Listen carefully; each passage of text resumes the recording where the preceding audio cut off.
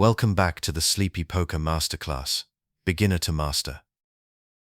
In this final lesson, we bring our journey to a close. Together we've studied the logic, patience and emotional balance that define true mastery in poker. Now we step beyond strategy and into perspective, reflecting on everything learned and understanding how it all connects into one complete mindset. This is where your next chapter as a complete player truly begins. Chapter 1: The Long Journey. Poker mastery does not arrive in a single moment. It unfolds slowly, over countless decisions that blur together into understanding. Every player begins in confusion. The cards move too quickly, the math feels distant, and every pot seems decided by luck. But through time, patterns begin to emerge. The rhythm of the game becomes familiar. The chaos turns into quiet signals that the trained mind can hear. This journey begins with curiosity, but it continues through discipline. To sit at a poker table is to agree to a lifelong study of patience. You cannot rush understanding. You cannot force clarity. You must play, review, and reflect until the lessons settle into instinct. That is how theory becomes practice. That is how experience becomes wisdom. In the early days, every mistake feels personal. A lost hand feels like failure. But soon you learn that poker is not about single outcomes. It is about the collection of decisions that, over time, form a consistent edge. You start to see beyond the hand you just played. You begin to care more about whether you made the right decision than whether you won the pot. That quiet shift marks the true start of mastery. With each session, your mind learns to stay balanced. You stop chasing losses. You stop fearing bad luck. You focus on process.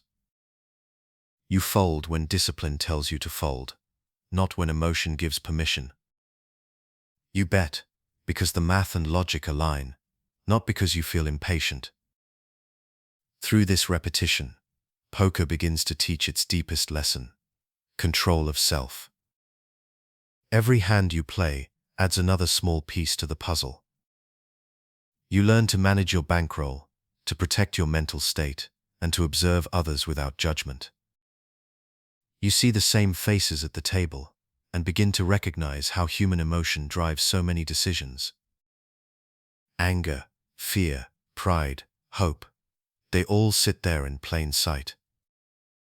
The cards are random, but the people are predictable. And in that realization, you discover that poker is not just mathematics. It is psychology, philosophy, and art combined. The journey also requires humility. The best players in the world still lose. They still face stretches of bad variance and frustration. What separates them is their response.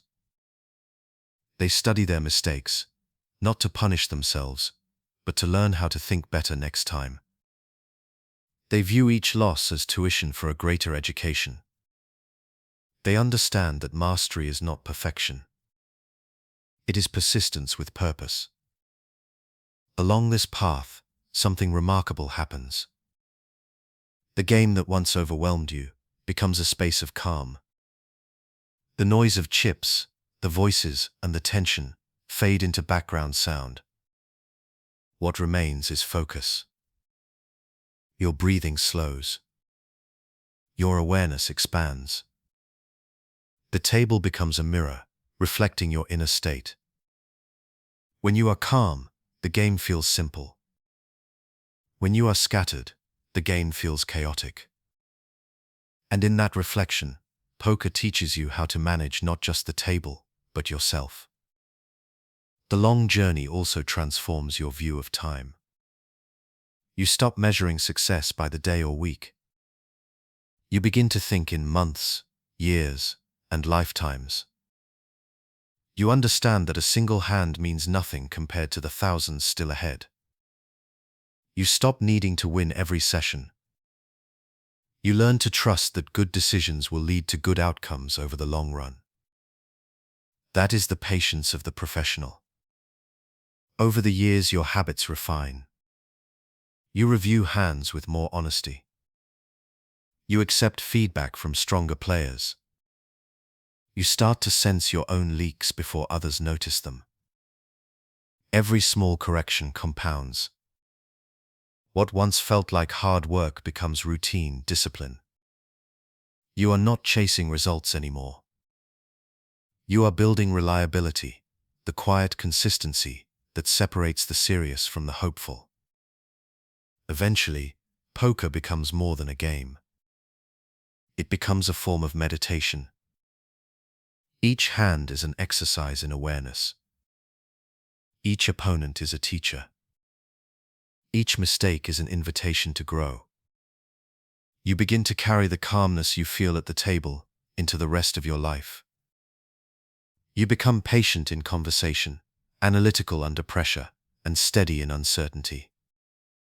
The lessons you learned with chips and cards start shaping your character beyond the felt. The long journey never truly ends. Even the masters are still learning. They still question their lines, study new theory, and adapt to changing environments. The more you know, the more you realize how deep the game really goes. That depth is not frustrating. It is beautiful. It means there is always room to grow, always a new edge to find, always a new layer of self-awareness, waiting just beneath the surface. So wherever you are in your journey, take a quiet moment to appreciate it. You have already come further than most ever will. You understand the structure, the odds, the logic, and the rhythm of the game. You have faced mistakes and kept going. That is what matters. Not the size of your wins, but the steadiness of your pursuit. Poker rewards the patient. It shapes those who keep returning to the table with open minds and calm hearts. The long journey is not about arriving at a final destination. It is about learning to enjoy the walk itself. Every shuffle, every bet, every decision brings you one step closer to mastery, not just of the game, but of yourself. Chapter 2: The Core of All Strategy. Every game of poker, no matter how complex the situation may seem, always returns to a few simple truths. They are the foundation beneath every theory, every advanced tool, and every creative play. When you strip away the layers of analysis, these fundamentals remain unchanged. They are the compass points that guide every great player, no matter how deep the strategy goes. At the heart of all strategy lies position. Where you sit in relation to the dealer button defines what information you have and what options you control. Acting last gives you the advantage of clarity. You see how others behave before you decide. This awareness lets you shape pots, choose your aggression, and navigate risk with precision. Acting early removes that comfort. You move first, in the dark, unsure of what waits behind. Every sound poker strategy begins with respecting this difference. Position is not a minor edge. It is the frame through which every hand should be viewed. From there comes the discipline of starting hand selection. Good players understand that not all cards deserve to be played. Some hands hold strong equity. Others are weak by design, promising little but trouble. When you learn to fold early and often, you gain more than just safety. You buy focus. You protect mental energy for the decisions that truly matter. Patience in selection is not tightness, it is professionalism. It is knowing that the fewer mistakes you invite, the more consistent your results become. Then comes the subtle art of pot control. This is the invisible balance that separates chaos from structure. Pot control is not about playing small or being passive.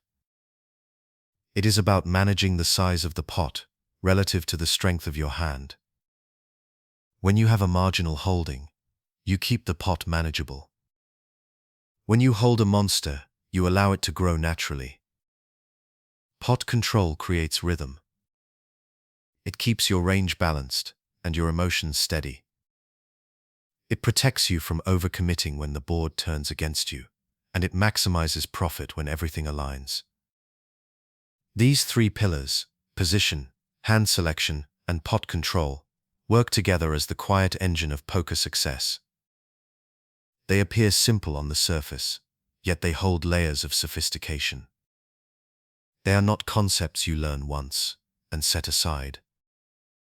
They must be revisited constantly, reinforced through play, refined through reflection. Even world champions still study these fundamentals. Their mastery does not come from knowing them in theory, but from executing them without hesitation. Strategy also begins with awareness of context. Every table, every lineup, every blind structure shifts the value of your decisions. The same hand that plays profitably on a soft table may lose money against sharp opponents. The best players read the texture of the environment before they even look at their cards. They sense pace, personality, and pressure. They adjust before they act. That ability to read not just cards but conditions is the mark of true adaptability. And within this structure lies the deeper idea of balance. You cannot rely solely on aggression, nor can you survive through passivity. Poker rewards those who blend strength with patience, logic with instinct. It is a conversation between mathematics and psychology, between calculation and courage. When you understand that the goal is not to dominate, but to flow with precision, your play becomes cleaner. You stop forcing wins. You start creating opportunities. Another core of strategy is self-awareness. Knowing your tendencies is as important as reading opponents. Do you fold too quickly under pressure? Do you chase draws too often? Do you bet too small when you are nervous? These patterns exist in everyone. The only difference is whether you notice them. Self-awareness allows you to correct leaks before they grow. It transforms poker from a reactive game into a deliberate practice. The longer you play, the more these principles fade into intuition. You stop consciously thinking about position or pot size. You simply act correctly because your mind has been trained through repetition. That is the quiet goal of study, to make excellence automatic. When fundamentals become muscle memory, your mental energy can shift toward higher layers of play, range construction, exploitative adjustments, and live reads. But if you ever drift too far from these basics, the structure begins to collapse. Every professional knows this. After a stretch of poor results, they return to the basics. They review opening ranges, positional charts, and bet sizing templates. They reset their foundation. Without these, even advanced theory loses meaning. Poker's complexity can only be managed through simplicity. The fundamentals are not a beginner's topic. They are a master's routine. So when you find yourself lost in the details of solvers, frequencies, and equilibrium charts, pause for a moment. Ask yourself, what position am I in? What range am I representing? What size fits the story I am telling? These questions reconnect you to the roots of the game. They ground you when emotion or confusion threaten to take over. The core of all strategy is respect. Respect for structure, for discipline, and for patience. It is a reminder that mastery is built on repetition of the right habits. A solid foundation allows creativity to flourish safely. Without it, even brilliance collapses under pressure. Every hand, every table, every decision begins with the same quiet truth: fundamentals first. In the end, poker rewards clarity. When your strategy is rooted in position, guided by discipline, and supported by control, you no longer chase luck. You create it. You turn randomness into rhythm. You turn complexity into calm. That is the true core of all strategy: simplicity, executed perfectly, over time. Chapter 3: Clarity over complexity. As players grow in knowledge, many begin to chase complexity. They fill their minds with equations, solver charts, and theoretical branches that stretch into endless detail. It feels like progress, and sometimes it is, but there is a danger hidden in the noise. The more information you collect, the harder it becomes to see clearly. The real goal of study is not to make the game more complicated. It is to make it simpler, to remove confusion until every decision feels natural and precise. Clarity is the quiet strength of a true master. When you watch an elite player act, their process appears effortless. Their thoughts are measured, their timing calm, their motion steady. That ease is not born from shortcuts or luck. It comes from thousands of hours spent removing unnecessary thought. They have already done the hard work of analysis. Now in the moment, they let go of what they no longer need. Their mind is clear, their focus narrow, their confidence quiet. The difference between clarity and complexity begins with purpose. Every piece of poker knowledge must serve a reason. Learning range charts is useful because it builds structure. Studying solver outputs is useful because it sharpens logic. But memorizing data without understanding is clutter. It adds noise to a space that should remain peaceful. The mind performs best when it knows what matters and ignores the rest. Clarity also means trusting that you do not need to know everything. Poker is a game of incomplete information. The best players do not chase perfect answers. They accept uncertainty. Instead of panicking when the situation is unclear, they focus on what they can control. They consider position, stack depth, tendencies, and pot odds, the key ingredients, and then decide with confidence. Even if they are wrong, the process was correct. That is clarity. Acting cleanly, without hesitation, within imperfect data. Complexity, on the other hand, breeds hesitation. The mind begins to spiral through what-ifs, probabilities, and imagined outcomes. You start to doubt every choice. You overthink, overcalculate, and lose flow. Poker rewards decisiveness. It punishes mental clutter. When the table moves quickly, you need your thoughts to move cleanly. A clear process keeps you grounded when chaos rises. To cultivate clarity, you must train restraint. Study deeply, but not endlessly. Review your hands, but do not drown in analysis. Write notes, but learn to summarize your insights into simple truths. For example, out of position, keep pot small, bluff only when equity supports it. Never make emotional calls. These are not slogans. They are distilled wisdom, concise reminders that prevent the mind from drifting into noise. Clarity also depends on emotional calm. A cluttered mind often begins with a restless heart.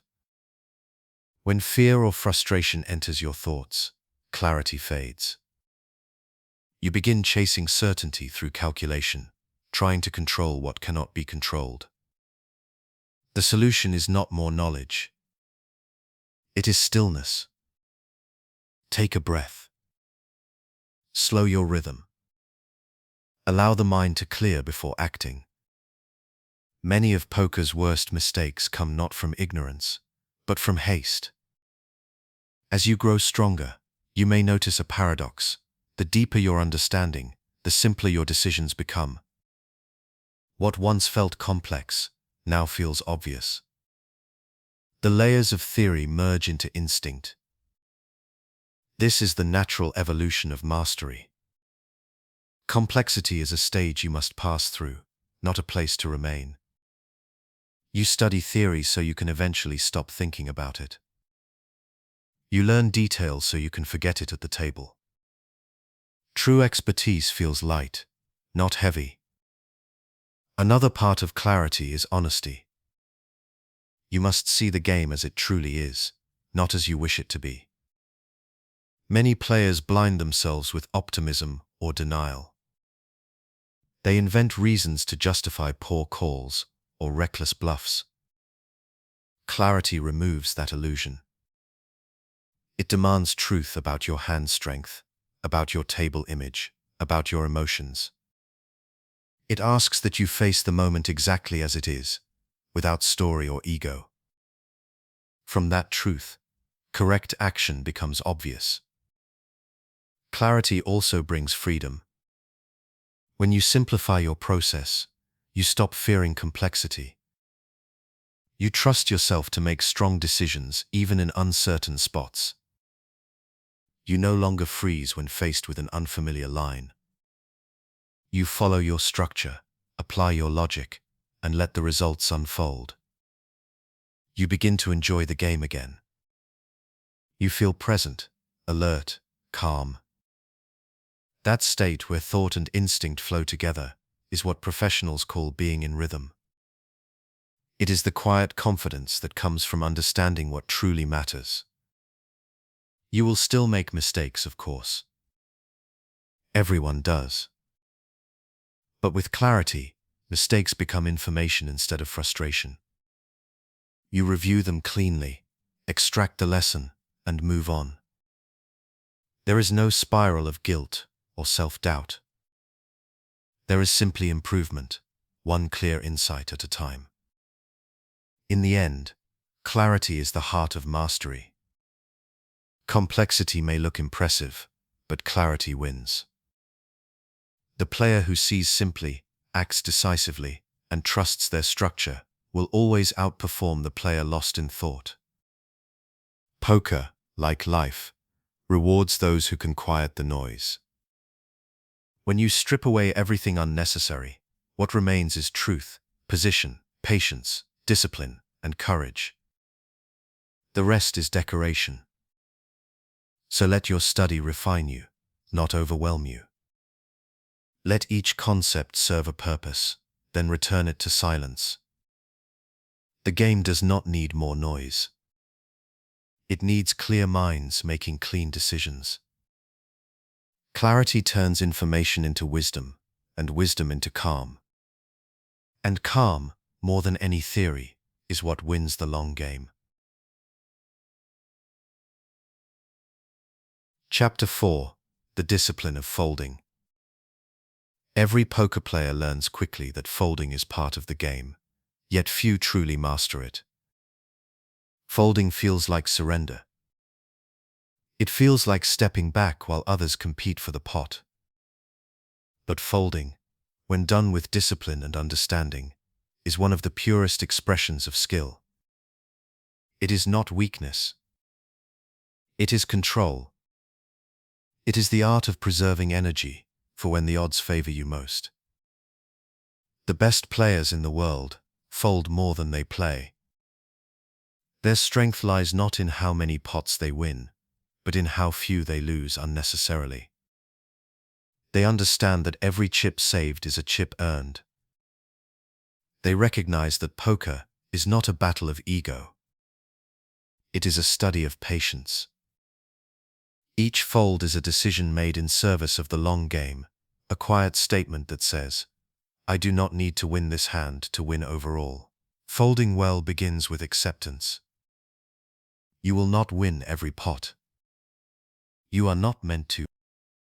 Poker is a game of selective participation. The sooner you accept that truth, the faster your growth begins. When you fold correctly, you are protecting both your bankroll and your mental stability. You are keeping yourself aligned with logic, not emotion. The key is to detach your identity from each hand. You are not your cards. You are the quality of your decisions. Discipline comes from resisting temptation. A player looks down at a decent hand and feels the pull to play. Maybe it is a suited connector or a small pair. It looks inviting. But context matters. Position, stack size, table dynamics, and opponent tendencies all determine whether that hand should be played. The disciplined player waits for alignment, when position, situation, and purpose connect. Everything else is noise. Folding in those moments is not giving up. It is staying faithful to structure. Folding also protects emotional equilibrium. Every time you enter a pot without clear purpose, you invite stress. You face difficult boards, unpredictable opponents, and awkward spots that tax your concentration. Over time, that drains your focus. By folding early, you conserve clarity for when it matters most. You stay sharp deep into long sessions. The energy you save by avoiding marginal hands compounds quietly across hours of play. There is also a subtle psychological edge in folding well. Observant players notice how others react to giving up a hand. Many display frustration. They sigh, fidget, or throw chips carelessly. But a calm fold projects confidence. It shows patience. It tells the table you are not desperate. Over time, opponents learn that your participation has meaning. When you finally enter a pot, they respect it. Your folds give weight to your aggression later. The hardest fold is the emotional one, the moment you must release a hand you once believed in. You raised pre-flop, hit a piece of the board, and now face pressure on later streets. The urge to call just to see it whispers in your mind. But discipline demands surrender when logic says you are beaten. Those are the folds that separate professionals from amateurs. The amateur needs closure. The professional needs clarity. They let the hand go, trusting that saving chips is a form of winning. Folding also teaches humility. It reminds you that control in poker is partial. You make the best decision possible with the information you have, and sometimes that decision is to step aside. There is wisdom in restraint. Folding frees you from the illusion of constant participation. You do not need to be involved in every story the table tells. You can sit quietly, observe, and wait for the right moment to rejoin the narrative on your own terms. Over time, the discipline of folding becomes second nature. You stop feeling regret when you muck your cards. You stop chasing the idea of what could have been. You learn that missing one small opportunity is better than exposing yourself to 10 dangerous ones. You make peace with the idea that patience is not passive. It is active protection, a decision rooted in long-term logic. Many players fear folding because they equate it with lost potential. But poker is not about potential. It is about probability. You cannot measure yourself by how many times you could have won, if luck favored you. You measure yourself by how often you made the right choice given what you knew. In that sense, every correct fold is a silent victory. It is proof that logic prevailed over impulse. Discipline does not mean rigidity, though. It means awareness. There are times to defend, times to call, and times to fight back. But the disciplined player knows how to differentiate between justified risk and needless resistance.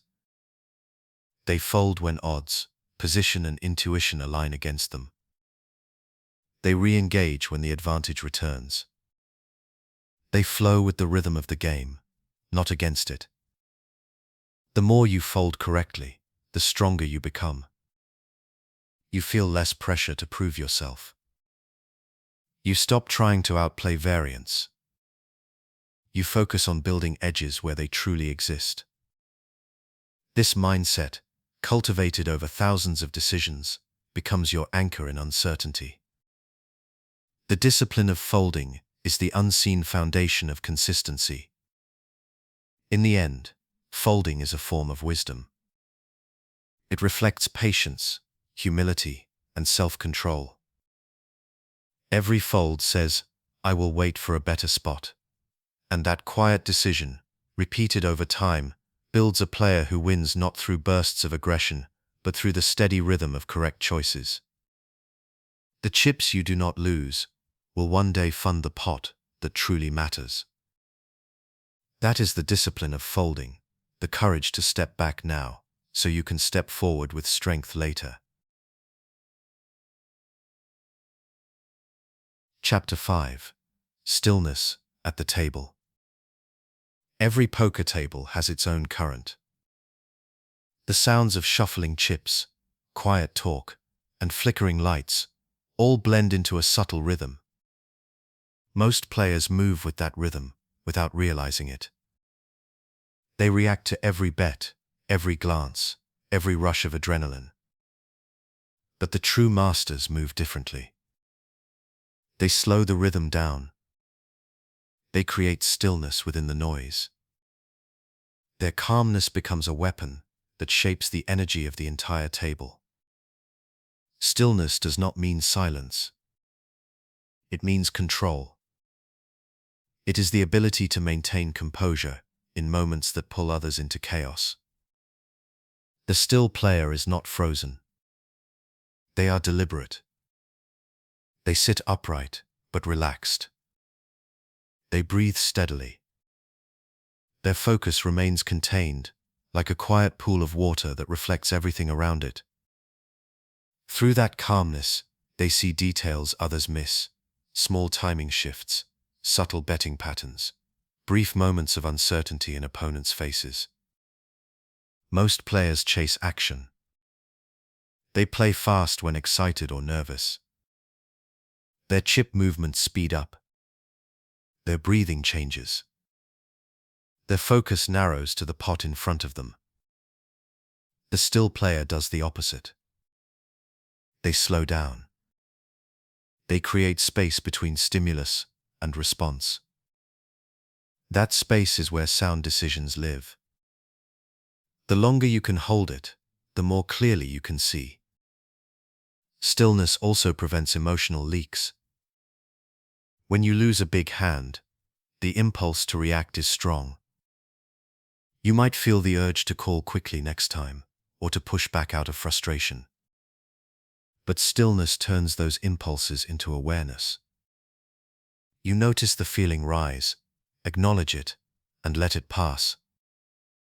You remain steady, both physically and mentally. Opponents notice that steadiness, even subconsciously. It unsettles them, because most players rely on emotional rhythm to read others. A calm player gives nothing away. Stillness is also contagious. When you maintain quiet confidence, the entire table begins to slow down. People mirror your pace. They sense your control and adjust their own behavior. You set the tone without saying a word. This invisible influence is one of the most powerful edges in live poker. It allows you to lead without aggression, to manage tension through presence alone. You become an anchor of composure in a sea of impatience. Physical awareness helps build this skill. Pay attention to your breathing between hands. Feel your heartbeat after large pots. Keep your posture steady, your movements consistent, your gestures intentional. The goal is not robotic precision, but natural calmness. Every action should express comfort. When your body is calm, your mind follows. When your mind is calm, your decisions sharpen. Stillness also sharpens perception. The more centered you are, the more information you absorb. You begin to see how players stack their chips, how they protect their cards, how they look at the board. You pick up rhythm shifts when someone bluffs or hesitates. You catch patterns that impatient players overlook. Stillness creates space for awareness to grow. Even during intense moments, stillness helps you think clearly. Imagine sitting in a massive pot, facing a large river bet. Adrenaline rises. Time seems to move faster. Most players feel that rush and act too soon. But if you slow down, breathe, and allow the tension to settle, the picture becomes clearer. You recall betting patterns, stack sizes, and ranges. You reconnect with logic. Stillness becomes your tool for clarity under pressure. In long sessions, stillness also preserves stamina. Emotional spikes drain energy faster than any difficult hand. Calm players last longer. They do not swing from excitement to anger. They move steadily, hand after hand, hour after hour. This consistency allows them to think clearly, even at the end of a long night, when others have burned through their focus. Stillness is a skill that grows with intention. Between sessions, practice mindfulness in simple ways. Notice your breathing. Observe thoughts without reaction. Train your mind to pause before judgment. Over time, this mental discipline carries into your poker decisions. When faced with tough spots, you no longer panic. You slow down, process information, and act from awareness, not emotion. There is also beauty in stillness. Poker is a game of constant movement, chips flying, cards flipping, emotions shifting. But in that chaos, stillness becomes serenity. It reminds you why you love the game. It turns competition into meditation. You sit in the center of motion, unmoved by result, present only in process. That is the mindset of the professional. Stillness is not about looking calm. It is about being calm. Anyone can fake composure for a few hands. True stillness endures through losses, coolers, and missteps. It does not depend on results. It comes from trust, trust in preparation, trust in process, trust in self. Once that trust becomes internal, the table can no longer shake you. The noise fades. You see the game for what it truly is, a quiet dialogue of logic, timing, and patience. In the end, stillness at the table is the meeting point between mind and mastery. It allows logic to rise above impulse. It steadies your emotions, protects your focus, and deepens your awareness. Through stillness, poker becomes more than competition. It becomes art, played one breath, one decision, one calm moment at a time. Chapter 6. Reading the Room. Every poker game has a pulse. It moves through the air like an invisible current, shifting with every bet, every pause, every look exchanged between players. To the untrained eye, a poker table seems quiet, almost static. But to a player who has learned to read the room, it is alive with information. Every seat carries its own rhythm, every person their own energy. Mastering this awareness turns the table from mystery into map. Reading the room begins before a single card is dealt. It starts the moment you sit down. You take a slow breath and look around. You notice posture, tone, and presence. Some players sit rigid, guarding every chip. Others lounge casually, already comfortable. Some talk freely, others avoid eye contact. Each of these small signals tells a story about temperament and confidence. You are not judging them, you are simply observing. You are learning how the energy of this table will flow. The first step is recognizing pace. Some tables play fast, fueled by aggression and impatience. Others are slow, deliberate, almost meditative. The pace of the game affects everything: your value bets, your bluffs, your range composition. A fast table rewards discipline. A slow table rewards patience and timing. When you can sense the table's speed and emotional temperature, you stop fighting against it and start moving with it. Reading the room is also about listening. Chips make a certain sound when handled nervously, another when stacked calmly. Voices reveal confidence or uncertainty. Even silence has tone, sometimes tense, sometimes relaxed. You learn to listen not just to words, but to rhythm.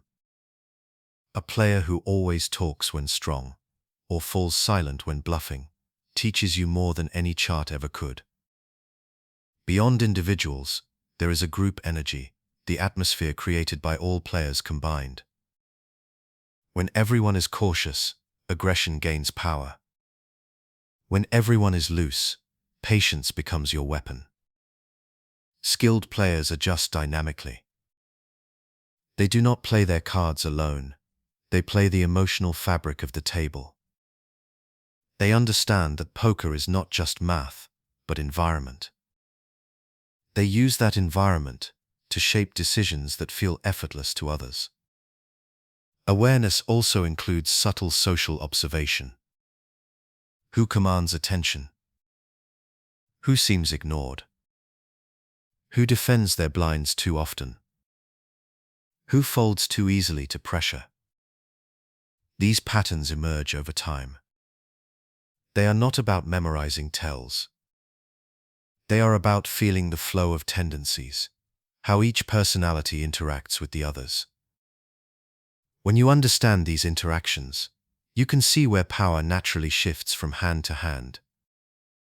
You can predict who will drive action and who will retreat.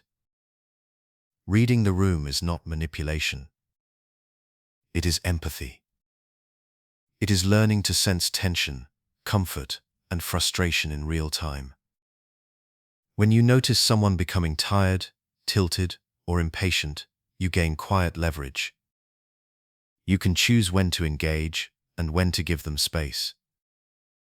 You move like water around obstacles, flowing through opportunity rather than forcing it. This patience turns awareness into control. At a deeper level, reading the room also means reading yourself. You are part of that same current. Your mood, your energy, and your rhythm affect the table too. If you feel restless, the room will mirror it. If you stay calm, others will unconsciously align to your pace. The most grounded players shape their environment through presence alone. They are steady centers in a circle of shifting emotion. You can sense them even before you see their chips. They radiate composure. In live poker, observation is power, but it must remain quiet. The goal is not to stare, not to analyze visibly, but to absorb naturally. You notice without intruding. You pay attention without seeking. The more relaxed your observation, the more genuine your insights. This natural awareness comes from slowing down your mind. When you stop forcing attention, true perception begins. Online, reading the room takes a different form. It becomes reading rhythm, bet timing, speed of decisions, reaction to aggression. Even through screens, players reveal themselves. The principle remains the same. Observe patterns, adapt calmly, and blend into the flow. Whether live or digital, the goal is to listen more than you speak, to sense more than you declare. Reading the room also teaches humility. Sometimes, despite your awareness, the energy shifts in unexpected ways. You make a move that feels right, only to discover that momentum has turned against you. This too is part of the lesson. Awareness is not control. It is guidance. You sense, you adjust, you learn. Each table becomes another chapter in the study of human rhythm. Over time, this skill expands beyond poker. You begin to notice energy in everyday settings, in conversations, meetings, or crowded rooms. You sense tension before it's spoken, confidence before it's shown. Poker sharpens not just your logic, but your sensitivity to the subtle. It teaches you to read silence as clearly as words. When you can read the room, you no longer feel like the game is happening to you. You are part of the rhythm, moving within it, shaping it quietly. You make fewer forced plays because you act with timing instead of impulse. The cards become secondary. What matters most is awareness, that soft, steady sense of knowing where the current is flowing and where it will go next. To read the room is to play the invisible game. It is the art of sensing truth beneath motion. It is how you turn observation into intuition, and intuition into control. The still player, attuned to every detail, no longer fights the table. They guide it, calmly and unseen, one measured breath at a time. Chapter 7: The Mathematics of Trust. Every decision in poker begins as a question. You hold two cards, face a bet, and ask yourself, is this worth continuing? The answer hides in numbers, odds, ratios, and percentages that describe your relationship to risk and reward. Yet behind those numbers lies something deeper. To truly play poker well, you must learn to trust the math. Not just to calculate it, but to believe in it when emotion tempts you to look away. Mathematics is the language of fairness in an unfair game. It gives structure to uncertainty. It reminds you that luck bends, but probability remains constant. When you calculate pot odds or equity, you are not predicting the future. You are measuring how often the future should favor you, given infinite trials. Each hand, therefore, is one data point in an endless sequence. Trusting the math means accepting that what happens now does not change what is true overall. This trust begins with understanding. Pot odds are simple in concept, the ratio between what you must call and what you stand to win. Equity is your share of that pot, over time, based on your chance of winning at showdown. When your equity exceeds the price of the call, the decision is profitable. When it does not, folding is correct. It sounds mechanical, yet this simple structure anchors your strategy against the chaos of short-term results. But calculation alone is not enough. Many players can perform the math, but still ignore it. They call when the numbers say fold, bluff when the ratio says wait, or chase when logic says let go. The reason is emotional interference. Humans crave control, and math reminds us how little control we truly have. Trusting it means surrendering to process over outcome. It requires humility, the willingness to let cold logic guide your warm human instincts. Trust also grows through repetition. Each time you make a mathematically correct decision and see it lose, you must remind yourself that you did nothing wrong. You made a long-term investment that simply did not pay off yet. Every time you fold a hand that would have won, you must resist the temptation to rewrite logic based on hindsight. The moment you abandon math for emotion, you abandon the one compass that leads through variance. At higher levels of play, math becomes rhythm. You no longer think in formulas. You feel the structure of the game through experience. Your sizing choices reflect risk to reward instinctively. You balance ranges not by numbers on a screen, but by a sense of equilibrium that has formed over thousands of hands. That intuition, however, is still mathematical in nature. It is built from trust, the knowledge that consistent decisions, backed by logic, will always converge toward profit. The mathematics of trust also extend beyond pot odds. They include expected value, implied odds, and minimum defense frequencies. They govern how often you should call, raise, or fold across countless scenarios. Each concept may seem technical, but together they form the backbone of strategic clarity. They prevent drift. They remove the guesswork. They turn emotion into data. When your choices align with math, you no longer depend on luck to survive. Yet the human element remains essential. Numbers provide guidance, not comfort. You must pair them with awareness, reading opponents, sensing momentum, and adjusting to tendencies. The math gives you structure, intuition fills in the gaps. The goal is not to be robotic. It is to be balanced, emotional enough to perceive nuance, logical enough to stay grounded. Trusting math means trusting yourself to blend reason and awareness into harmony. Variance is the greatest test of that trust. You can make perfect decisions for hours and still lose. You can follow every ratio, every frequency, and still watch the wrong card fall. In those moments, faith in math feels fragile. But this is where discipline lives. You remind yourself that short-term pain is just variance collecting its fee. Over time, probability always balances.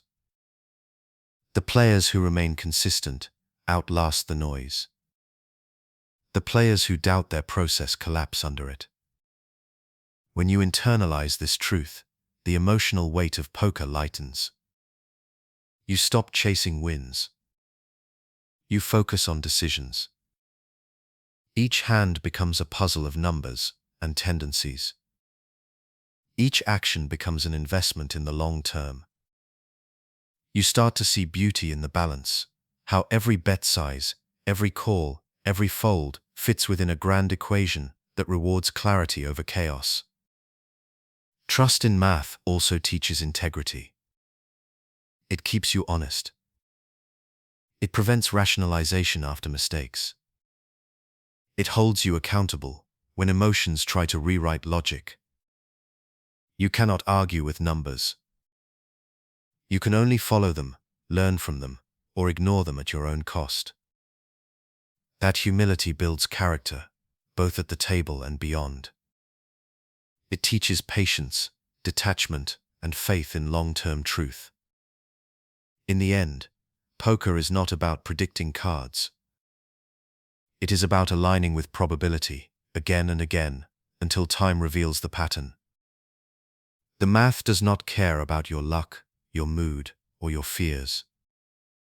It simply measures fairness through large numbers. When you trust that balance, you find peace in the process. You no longer need every hand to go your way. You only need to know that your choices were sound. The mathematics of trust is not cold or distant. It is the foundation of confidence. It allows you to breathe through the noise, to fold without regret, and to bet without fear. It transforms poker from a game of emotion into a practice of logic and faith. You learn to trust the invisible, the numbers that guide you through chaos, one correct decision at a time. Chapter 8. Intuition built from data. Intuition is often described as feeling, a quiet voice that whispers before logic has time to speak. In poker, intuition can seem mysterious, even magical. But the truth is simpler. Real intuition is not guessing. It is recognition. It is the product of thousands of repetitions stored deep in your mind, waiting to surface as instinct. What feels like sudden insight is actually memory in motion, data transformed into awareness. When you first begin playing, every decision feels deliberate. You must think about position, range, bet size, and texture. The game feels mechanical, full of calculations and uncertainty. But over time, your mind starts collecting patterns. It remembers how players act when strong, how boards interact with ranges, how different bet sizes change dynamics. Each hand you play becomes a piece of data, small, almost invisible on its own, but powerful in accumulation. Eventually, your brain stops consciously analyzing every variable. It begins to recognize them. That recognition is intuition. Intuition built from data feels natural. It arises without tension. You glance at a situation, and something in you already knows the right move, even before words form to explain it. That is not emotion. It is efficiency. It is your subconscious processing years of observation, faster than conscious thought could ever manage. It is the wisdom of experience distilled into feeling. However, intuition is only as reliable as the data beneath it.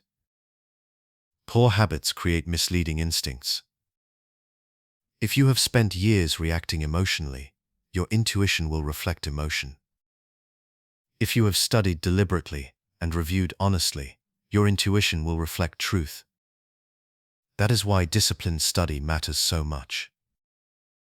Every hand you review with clarity, every mistake you confront honestly, reshapes the foundation of your future intuition.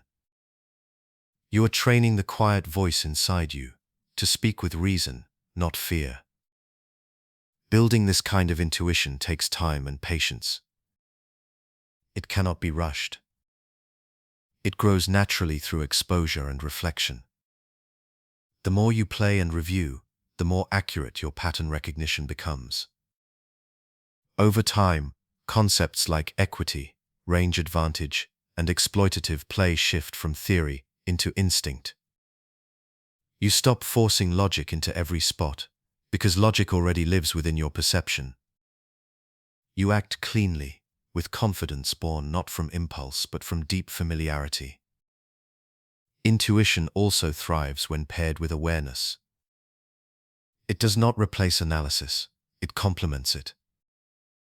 The best players combine both. They sense the correct line, then confirm it through structure. They trust the feeling, but still check the math.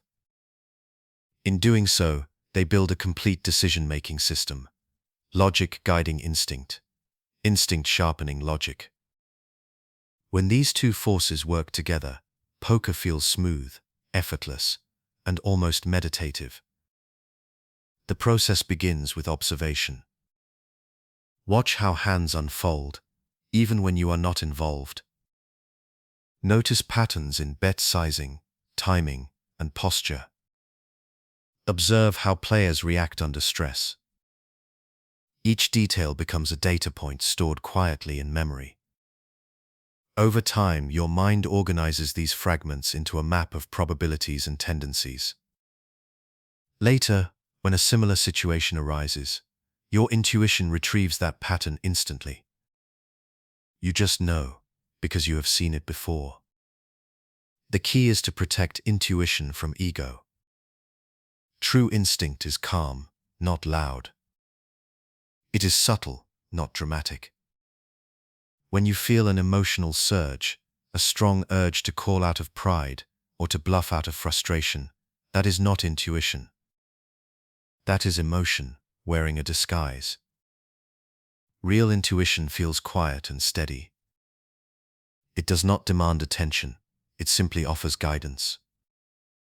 You feel its presence as calm confidence, not urgency. Learning to tell the difference is one of poker's greatest disciplines. Review also strengthens intuition. After each session, revisit hands where you felt uncertain. Did your gut feeling align with the correct play? If yes, your subconscious is learning correctly. If not, examine what you misread. Over time, this reflection sharpens your internal compass. You train your intuition the same way you train your logic, through consistency, curiosity, and honesty. As intuition grows, your relationship with time changes. You no longer need to think through every detail consciously. You act fluidly, trusting that your preparation has built a foundation strong enough to carry you. This frees your mind for higher focus, reading rhythm, sensing emotion, and maintaining composure. The game slows down. You see more, feel more, and decide with less strain. In long sessions, this efficiency becomes invaluable. Logical calculation consumes energy, intuitive flow preserves it. You stay sharp deeper into the night, because your brain is not forcing every choice. Your rhythm feels natural, your breathing calm, your focus unwavering. This is the quiet gift of experience, not just knowing more, but thinking less, while still acting correctly. Eventually, intuition becomes your companion. It sits beside logic, guiding your decisions through the gray areas that math cannot fully solve. It speaks in patterns, memories, and sensations. You learn to trust it, not blindly, but respectfully. You confirm it with structure, refine it with study, and honor it with patience. In the end, intuition built from data is what transforms poker from calculation into art. It bridges the gap between knowledge and instinct, between thinking and feeling. It is the silent proof that every hand you have ever played, every mistake you have reviewed, every lesson you have absorbed has meaning. Nothing is wasted. Every experience becomes part of the system that guides your next decision. When intuition and logic align, poker feels pure. You no longer search for answers, you recognize them. You move with the rhythm of the game, grounded in truth and trust. That is mastery in its quietest form, understanding so deep that it no longer needs to speak. Chapter 9: Balance and Bias. Every poker player walks a fine line between clarity and distortion. We like to believe that our decisions are logical, that we see the table as it truly is. But human perception is never perfect. It bends quietly under the weight of bias, emotion, memory, ego, and fear. The art of mastery lies in recognizing that imbalance and bringing it back to center. To see truth clearly, you must first understand how your mind distorts it. Balance begins with self-awareness. Each player carries tendencies shaped by their past experiences. Some lean toward aggression, seeing opportunity everywhere. Others lean toward caution, folding too soon to avoid pain. These habits form invisible anchors that pull on every decision. When you act without noticing them, they become bias. When you recognize them, they become tools. The goal is not to eliminate bias, but to manage it, to guide emotion through discipline and awareness. One of the most common biases in poker is outcome bias, judging a decision by its result instead of its logic. You call with the right odds, lose to a lucky river, and doubt your play. You bluff in the correct spot, get called, and feel regret. Over time, this can warp your confidence. The truth is simple: the correct decision remains correct, even when it loses. Outcomes fluctuate, but sound process compounds. Balance means trusting the quality of your reasoning more than the emotion of the result. Another powerful bias is confirmation bias, the tendency to see only what supports your beliefs. When you think an opponent is bluffing, every small action seems to confirm it. When you believe they are strong, you ignore signs of weakness. This bias is dangerous because it feels like intuition. But it is actually attachment, the mind clinging to a story it wants to be true. To overcome it, practice observation without judgment. Collect data before deciding what it means. Let reality speak before you interpret it. Emotional bias can also cloud decision-making. Fear, anger, pride, and frustration all distort perception. Fear makes you fold winning hands. Pride makes you call losing ones. Tilt is simply bias, made visible. The antidote is stillness, the calm you've already learned to cultivate. When emotion rises, pause. Breathe. Return to structure. You cannot think clearly when your mind is fighting itself. Balance begins by releasing attachment to how you feel about a hand and returning to what is true about it. Cognitive bias also shows up in how we remember. Losses feel heavier than wins. Pain leaves a deeper imprint than success. This imbalance creates the illusion that bad luck happens more often than it does. It fuels frustration and impatience. To correct this, review data objectively. Track hands, study results over time, and you will see the pattern even out. Balance lives in perspective, zooming out far enough to see that one bad night means little in the scale of a lifetime. There is also bias in familiarity. Players often favor certain lines or hands simply because they feel comfortable. They raise the same ranges, bet the same sizes, or avoid particular spots without realizing it. Comfort feels safe, but it limits growth. Balance means stepping beyond familiar patterns. Study hands that make you uncomfortable. Play spots that challenge your habits. The goal is not to eliminate your style, but to keep it flexible. Rigidity is bias disguised as consistency. At higher levels of play, balance becomes philosophy. It is not just about betting frequency or range composition. It is about emotional and mental symmetry, keeping aggression tempered by patience, confidence tempered by humility. You become aware of your internal scales. When you notice yourself leaning too far one way, you adjust gently. Too tight? Open up. Too loose? Slow down. You begin to feel your own tendencies, as clearly as you read your opponent's. Bias is inevitable because emotion is human. But awareness transforms it from danger into signal.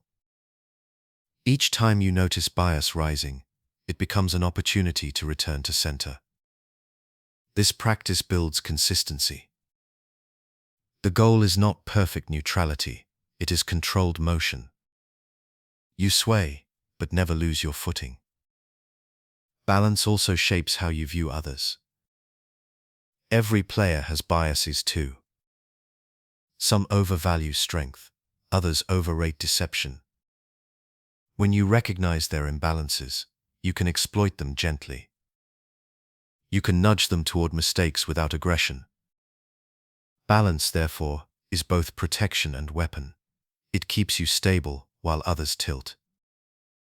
The deeper lesson of balance is humility. You will never see the game perfectly. You will always have blind spots. But by acknowledging this, you sharpen perception. You become a student forever, refining awareness hand by hand.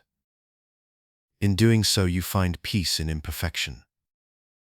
You stop chasing the illusion of complete control. You simply work to remain centered.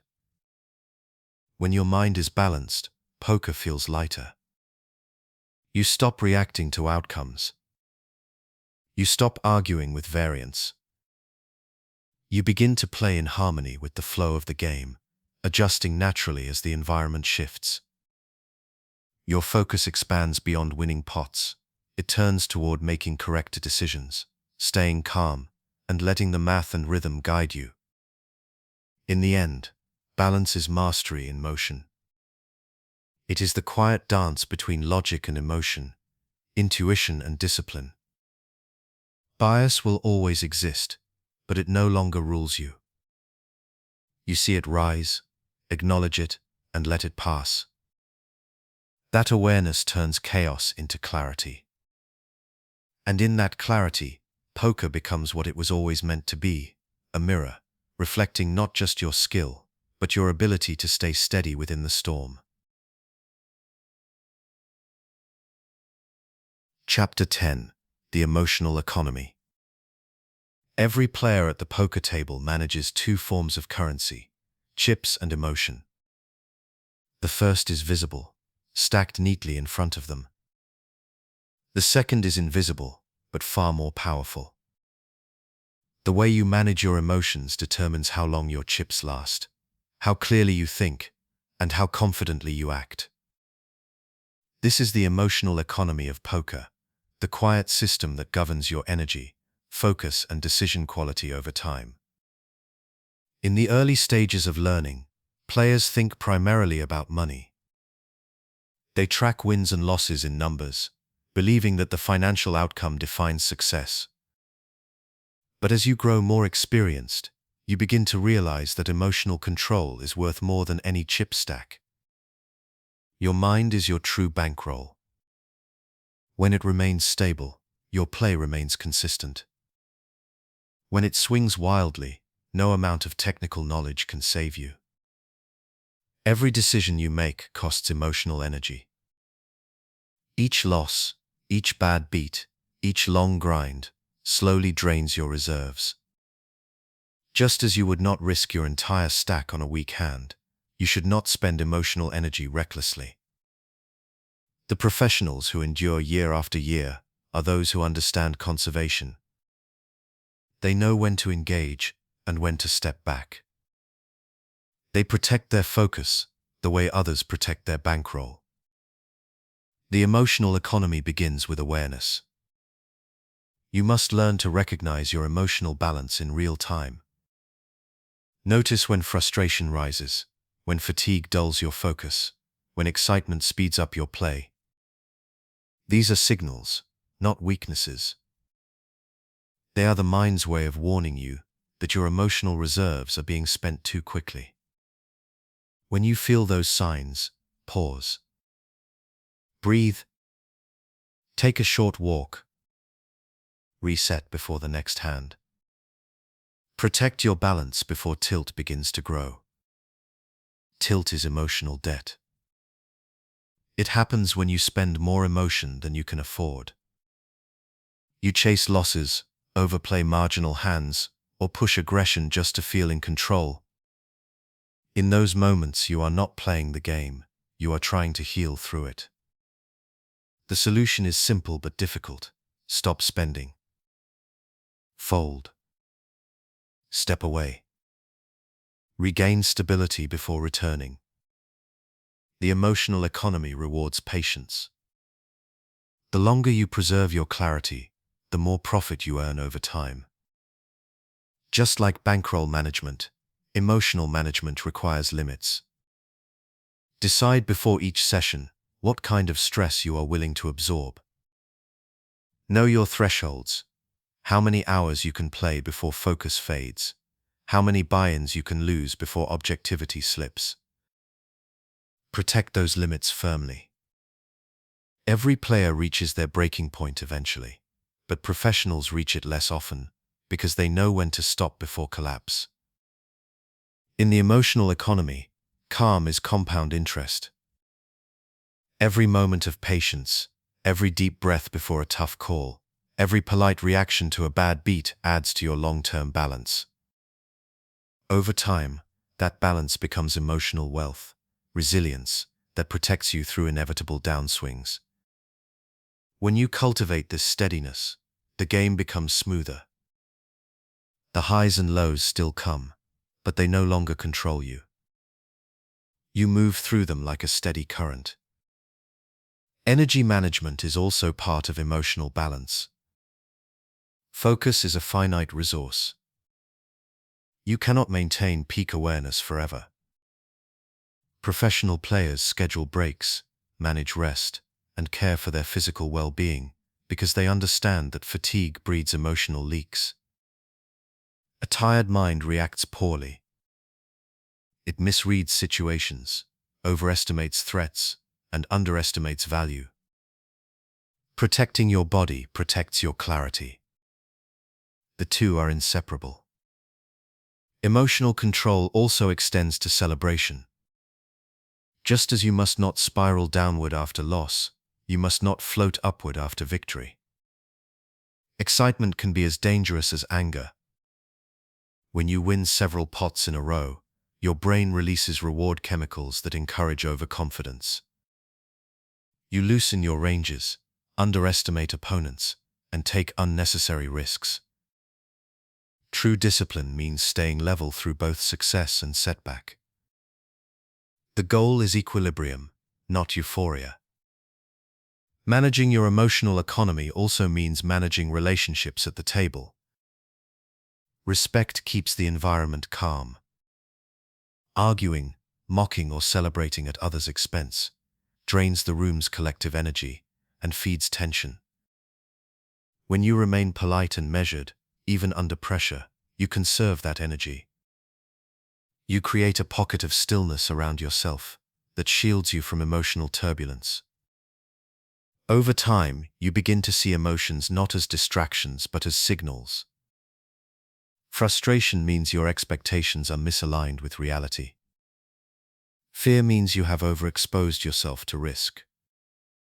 Impatience means you are tired or unfocused. Gratitude means you are connected to the process. By reading these emotions as information rather than enemies, you learn to manage them with precision. You stop fighting feelings and start guiding them. The emotional economy mirrors the logic of poker itself. Both rely on patience, probability, and preservation.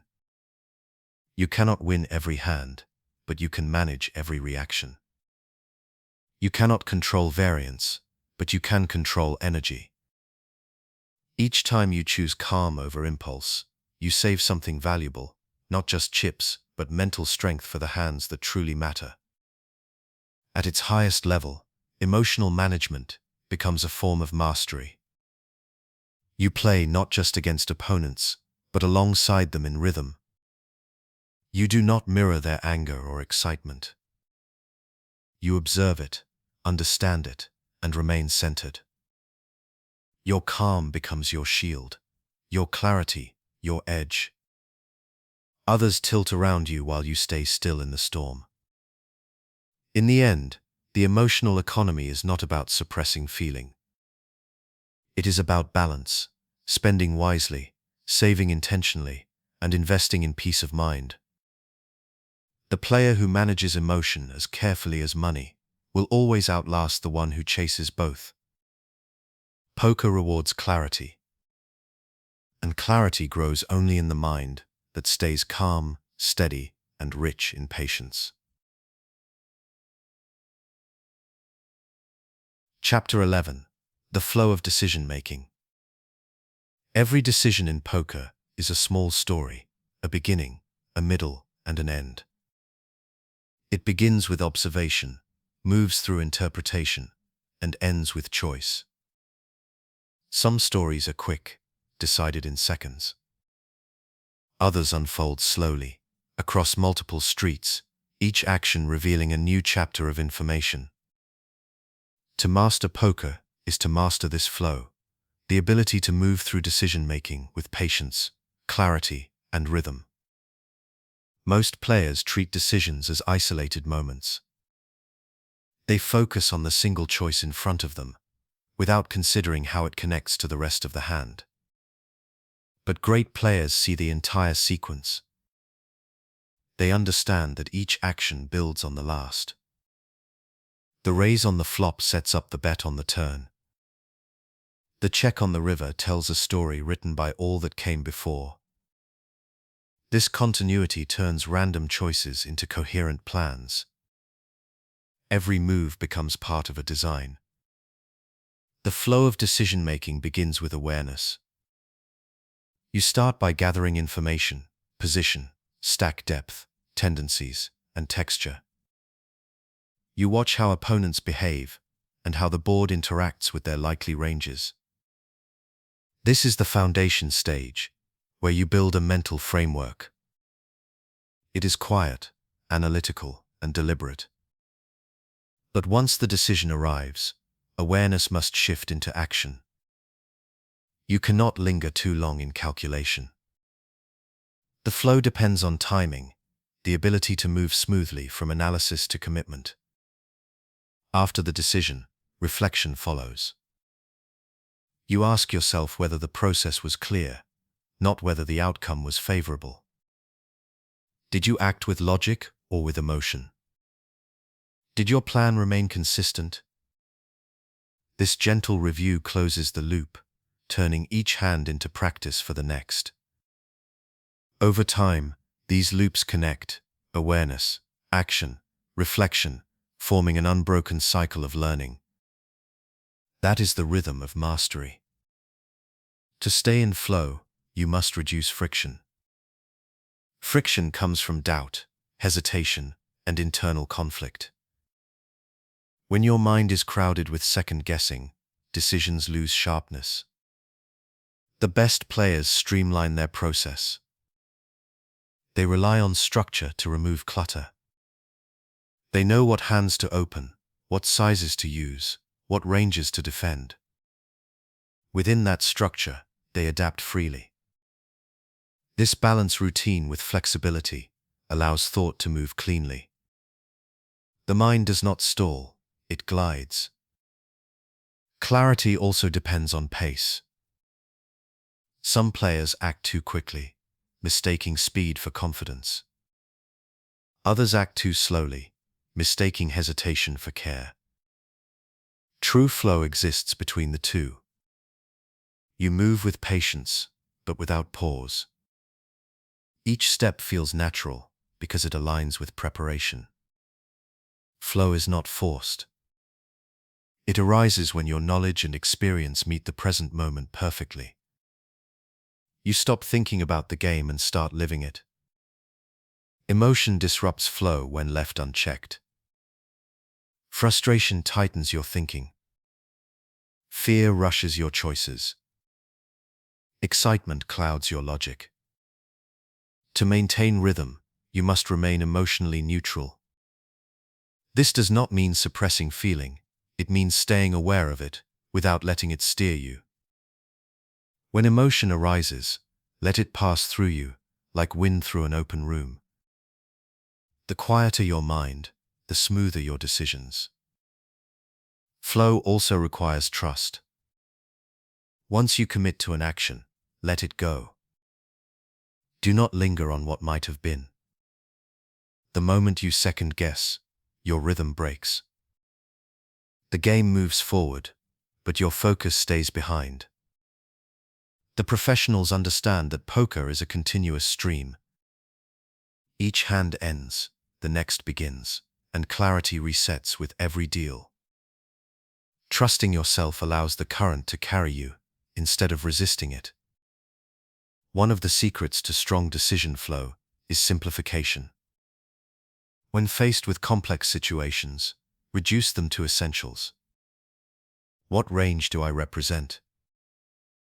What does my opponent likely hold? What is the ratio between risk and reward? These core questions filter out noise. The more you simplify, the faster and cleaner your decision process becomes. Complexity creates hesitation.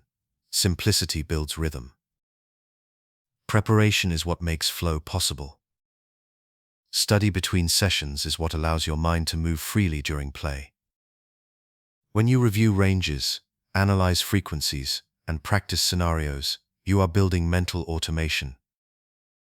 You are teaching your brain what good decisions feel like, so that they emerge naturally under pressure.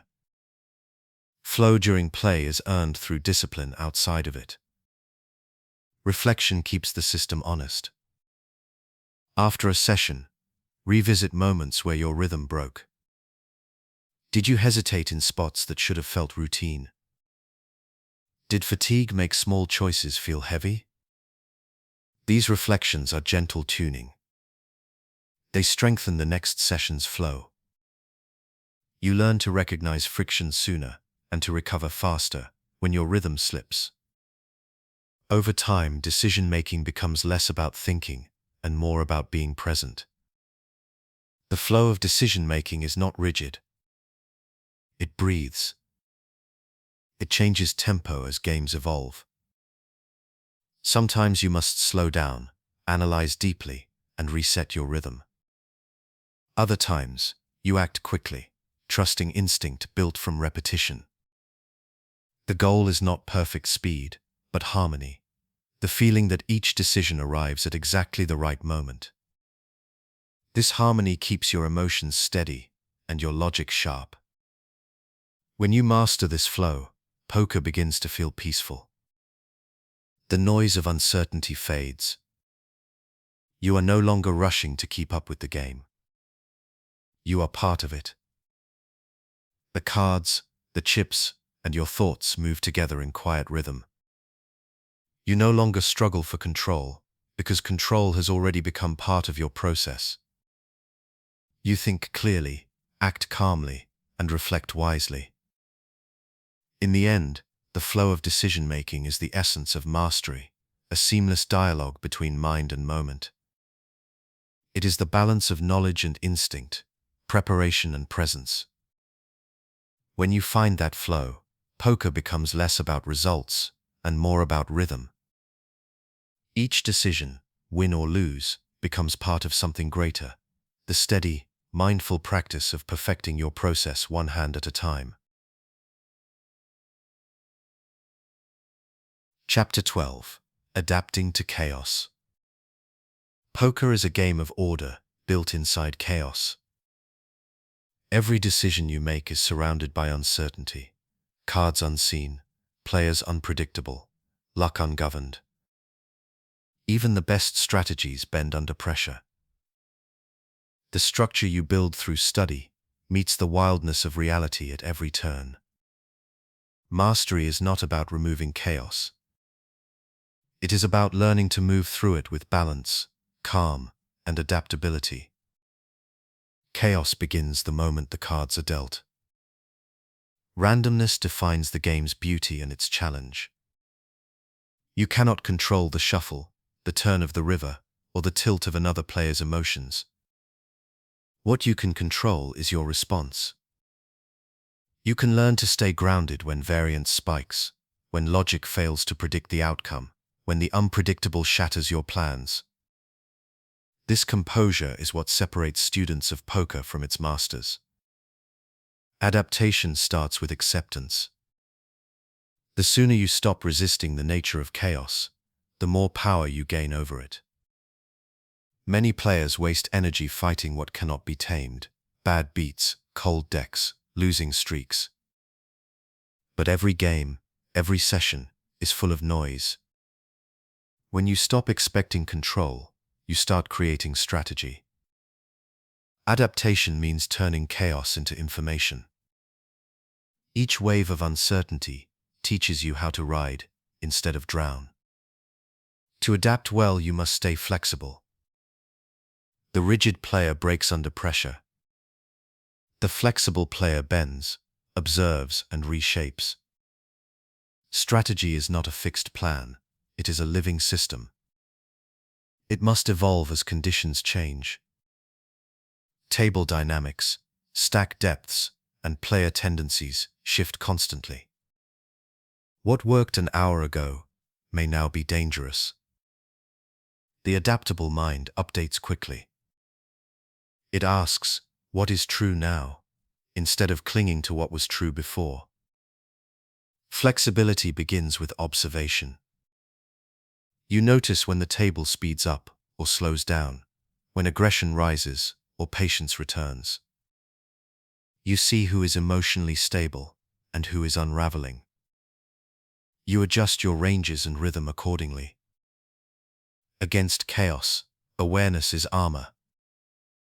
You cannot stop the storm, but you can adjust your sails. The key is to keep your decisions grounded in present information, not in outdated assumptions.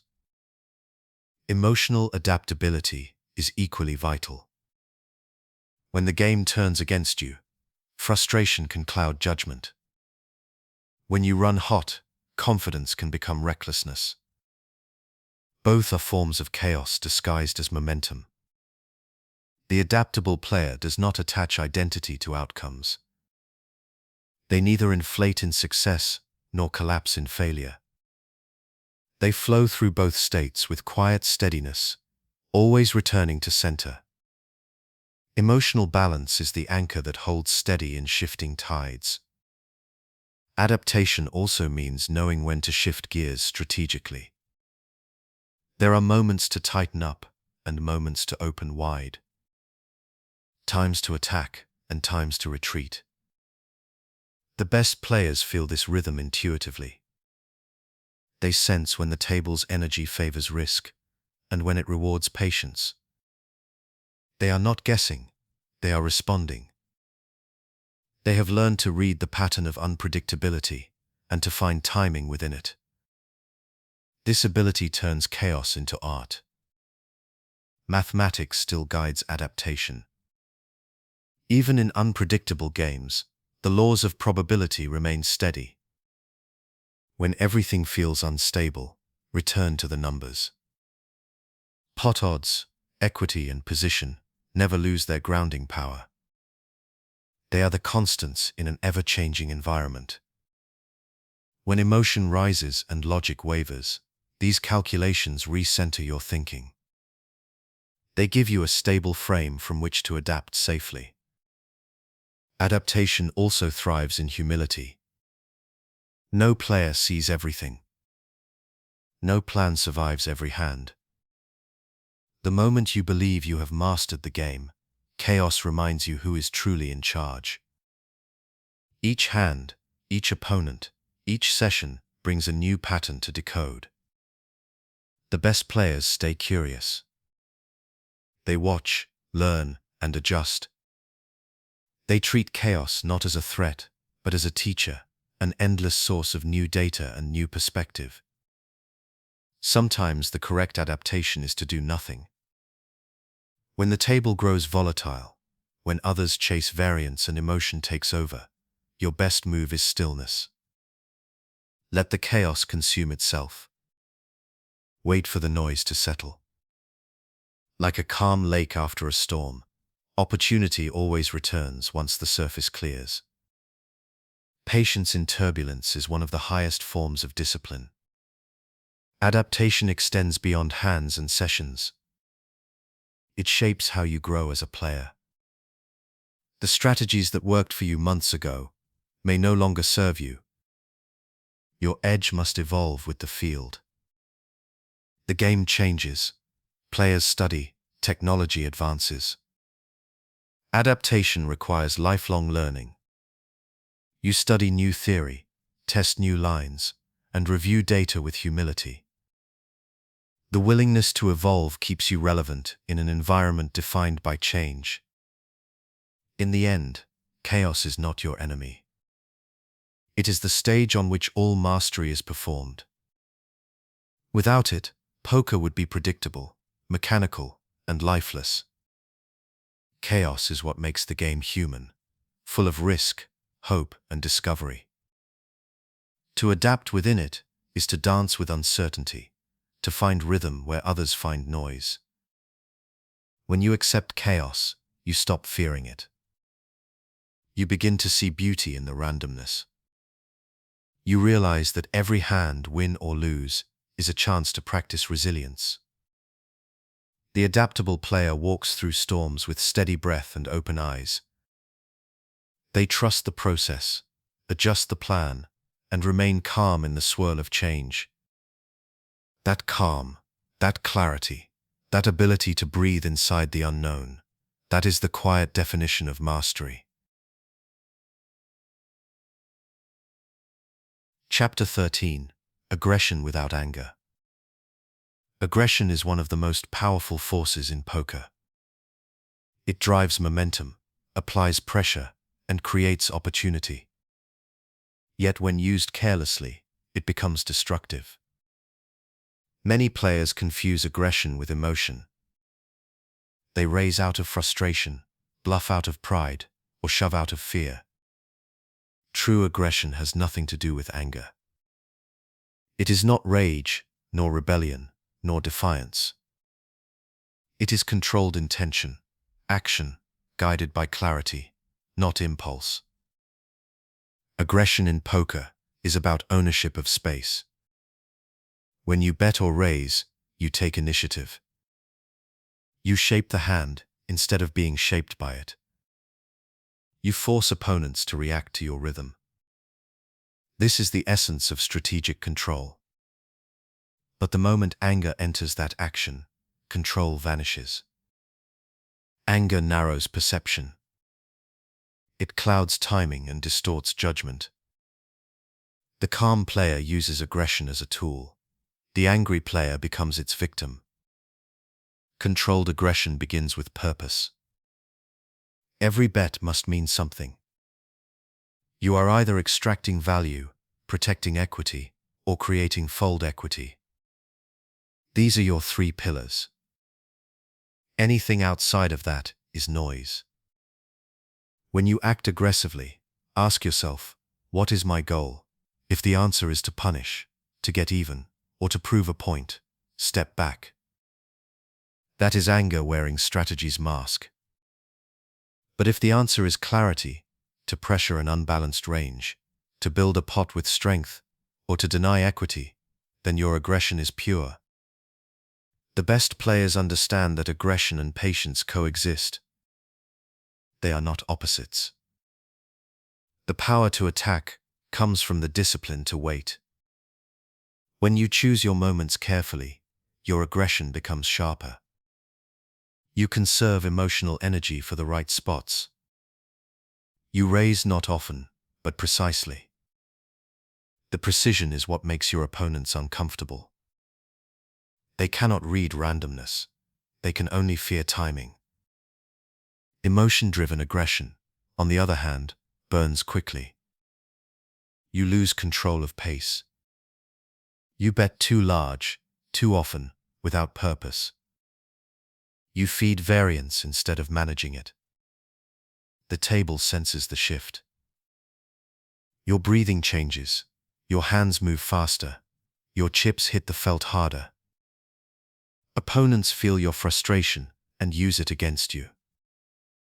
The same aggression that once intimidated them now exposes you.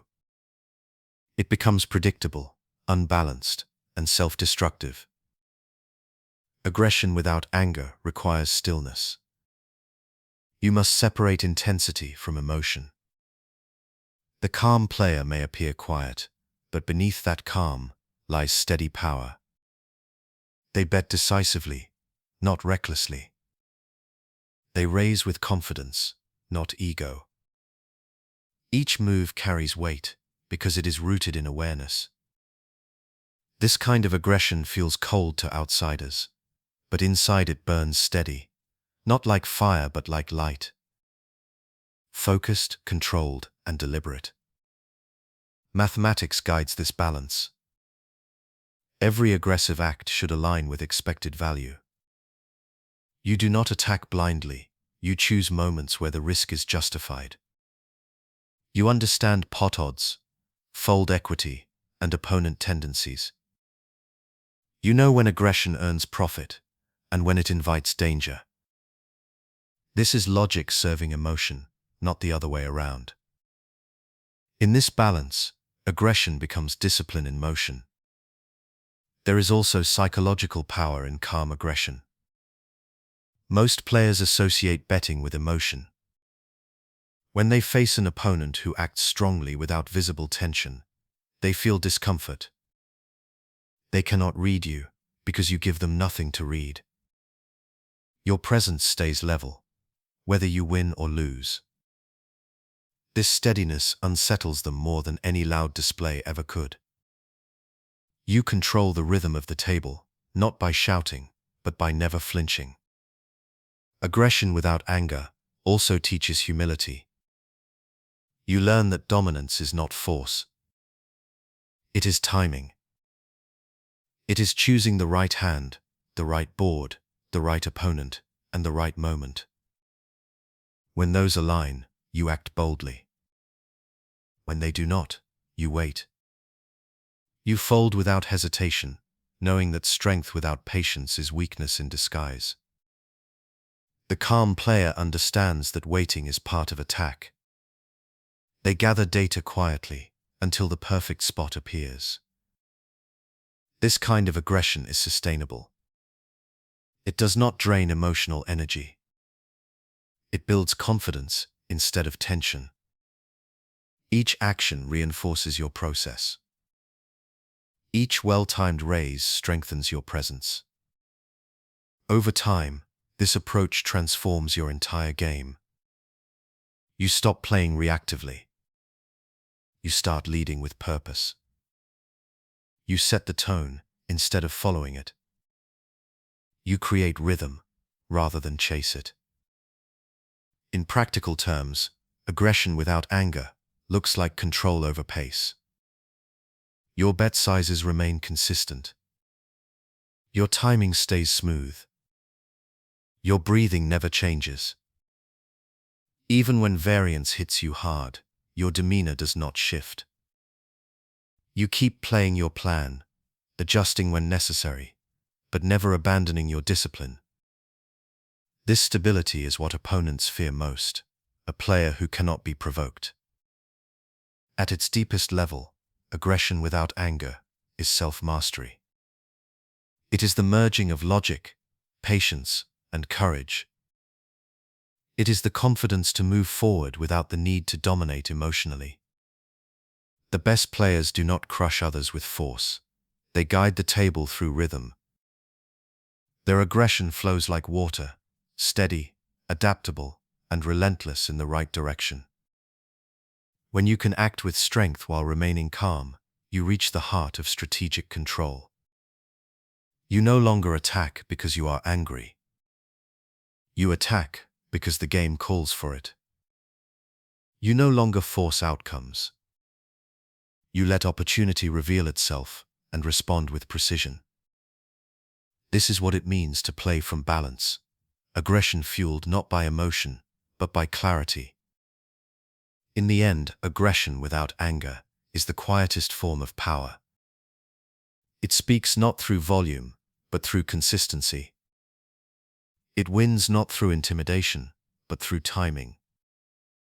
It allows you to stay composed in every storm, to strike without rage, and to control the table without ever losing control of yourself. That calm, deliberate strength is what turns aggression from reaction into art. Chapter 14. The Layered Mind. A poker player's mind is not a single voice. It is a collection of layers, each one serving a different purpose. There is the logical layer, where math and structure live. There is the emotional layer, where fear, pride, and hope arise. And beneath them both lies intuition, a quiet, wordless awareness that draws from memory and rhythm.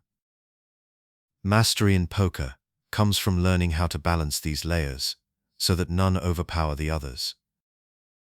The layered mind is what transforms complexity into clarity. At the start of your poker journey, the logical layer dominates. You focus on rules, ranges, and bet sizing. Every move is deliberate, every decision explained through reason.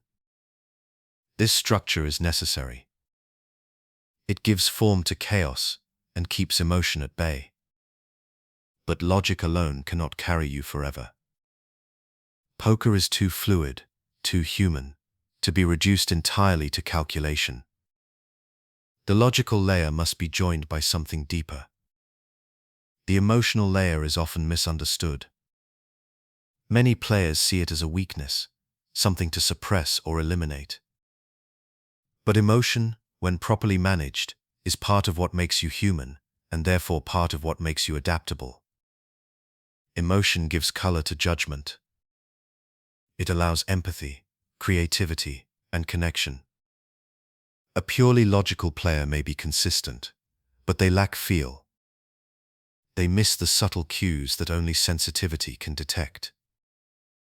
The goal is not to silence emotion, but to guide it gently into balance. Then comes the intuitive layer.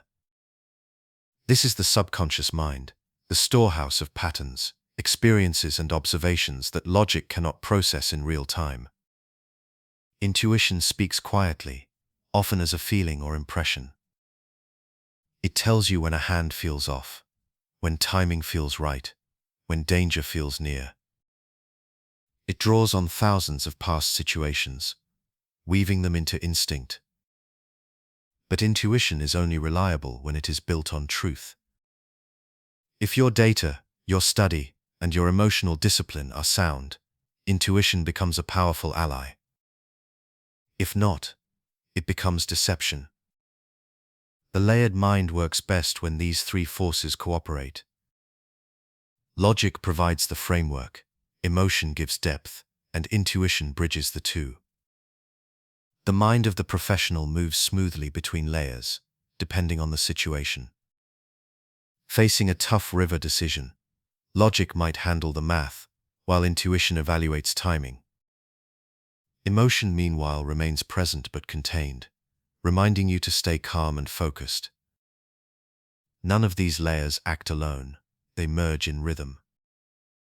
Trouble begins when one layer dominates. When logic tries to control everything, decisions become slow and rigid. When emotion takes over, chaos follows. When intuition leads without support, mistakes multiply. Balance comes from awareness, noticing which voice is speaking the loudest, and deciding whether it deserves the lead. This awareness grows through reflection. After every session, ask yourself which part of your mind drove your choices. Were you calculating, feeling, reacting?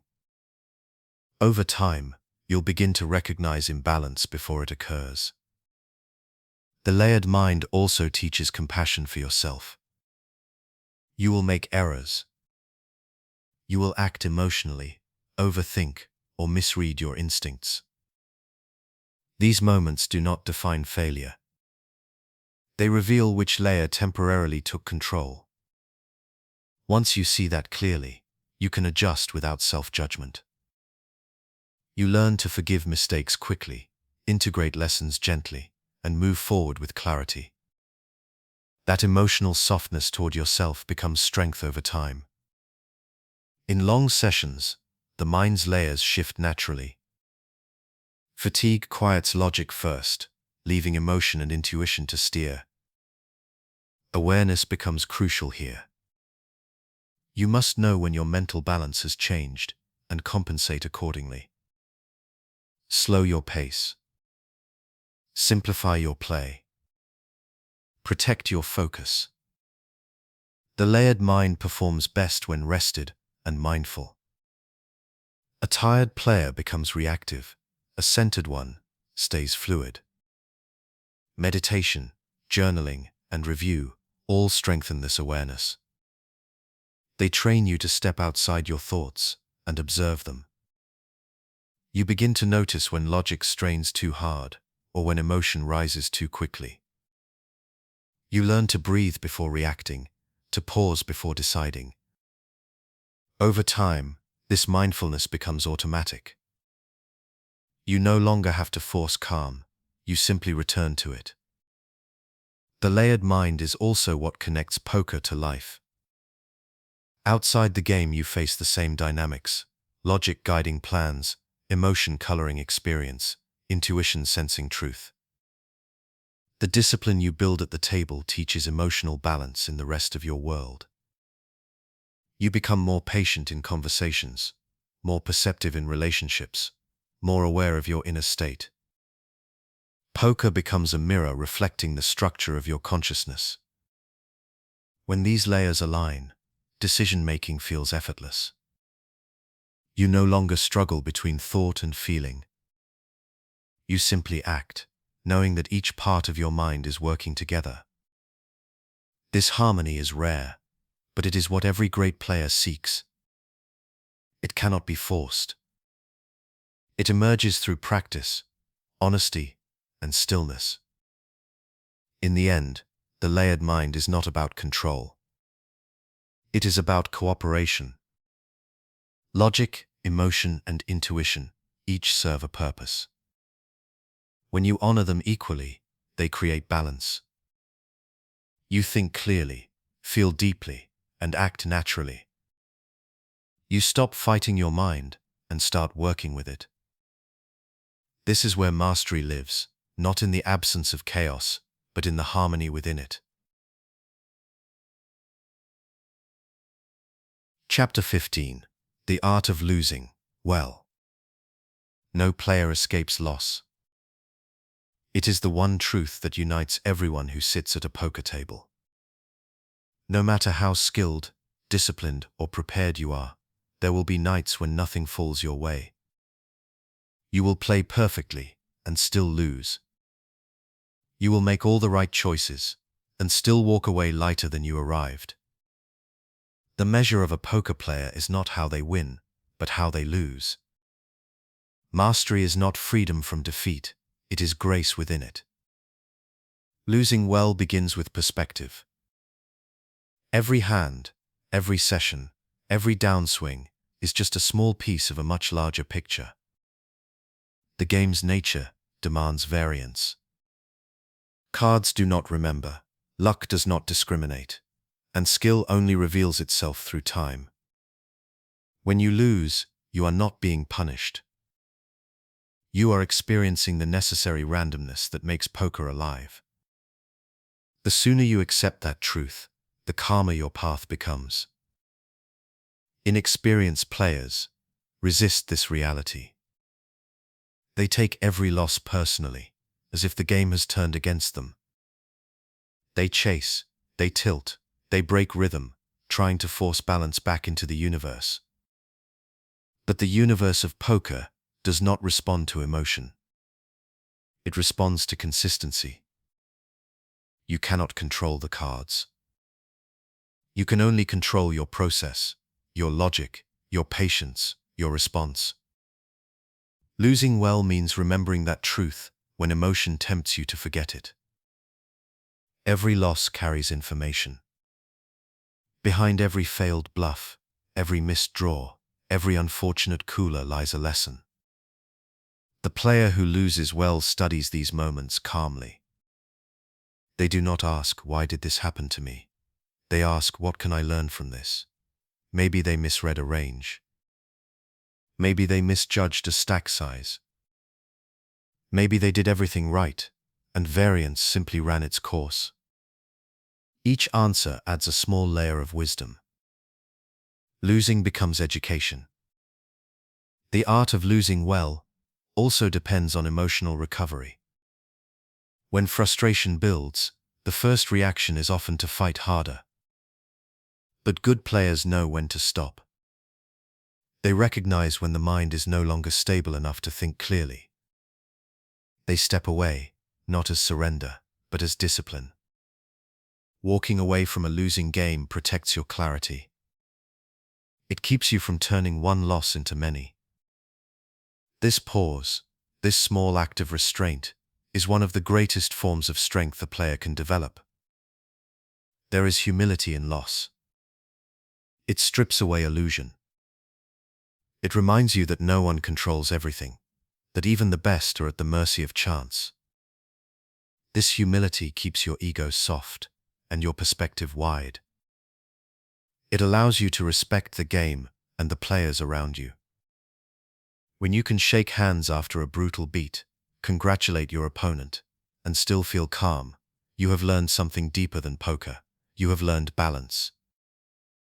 Losing also teaches patience. In moments of defeat, you see the value of the long run. You learn to zoom out, to measure your progress, not by the night, but by the year. You begin to think in thousands of hands, not hundreds. This shift brings peace. The emotions of short-term variance lose their weight. You start to see each session as one step in a lifelong journey. Some steps go forward, others backward, but the direction remains the same: growth. To lose well, you must also protect your identity. Many players tie their self-worth to results. When they win, they feel valuable. When they lose, they feel small. But poker does not define who you are. It reflects how you handle challenge. Your value lies not in your chip count, but in your composure. If you can remain kind, patient, and thoughtful through losing stretches, you are winning in ways that matter more deeply than money. There is also wisdom in letting loss soften you, not harden you. Some players respond to pain by building walls. They become rigid, cynical, and closed off. They fear risk because they fear repetition of hurt. But mastery requires openness. You cannot grow if you shut yourself off from experience. Let loss humble you, but not break you. Let it teach you compassion for yourself and others who suffer the same variance. The calm acceptance of loss is the soil from which wisdom grows. Even champions lose. The difference is that they lose differently. They lose with awareness. They lose while learning. They lose without surrendering confidence. Each setback becomes reinforcement, a reminder of what must be refined. They walk away tired but intact, ready to begin again. This steadiness is the real skill, not avoiding defeat, but rising through it with unshaken focus. The art of losing well also nurtures gratitude. Every tough session, every unlucky hand is proof that you are still learning, still part of the game. Poker offers endless chances to begin again. Each sunrise brings a new table, a new set of cards, a new rhythm to discover. When you lose well, you stay connected to that opportunity. You stop chasing redemption and start appreciating experience. In time, you realize that losing is not failure. It is feedback. It is what keeps the game honest and the player humble. Each loss refines judgment, deepens patience, and strengthens resolve. The path to mastery runs through defeat, not around it. You do not learn to win by avoiding loss, you learn by understanding it. In the end, losing well is not about accepting defeat quietly. It is about learning to find calm in truth. It is about staying grounded in process, even when results turn against you. It is the art of resilience, the grace of patience, and the peace of perspective. When you lose well, you never truly lose. You simply grow, hand by hand, lesson by lesson, toward the steady clarity that defines the complete player. Chapter 16. Mastering the Boring Hands. Every player dreams of the big pots, the all-ins, the dramatic showdowns that define poker's highlight reels. Those moments feel alive, electric, fast, full of meaning. But mastery is not built there. Mastery lives in the quiet spaces, the uneventful hands, the endless folds that make up most of the game. The player who learns to master the boring hands discovers a secret. The calm between the storms is where greatness grows. The majority of poker is not dramatic. It is repetition. Fold, fold, raise, fold again. Long stretches of small pots and predictable outcomes. To the impatient, this rhythm feels dull.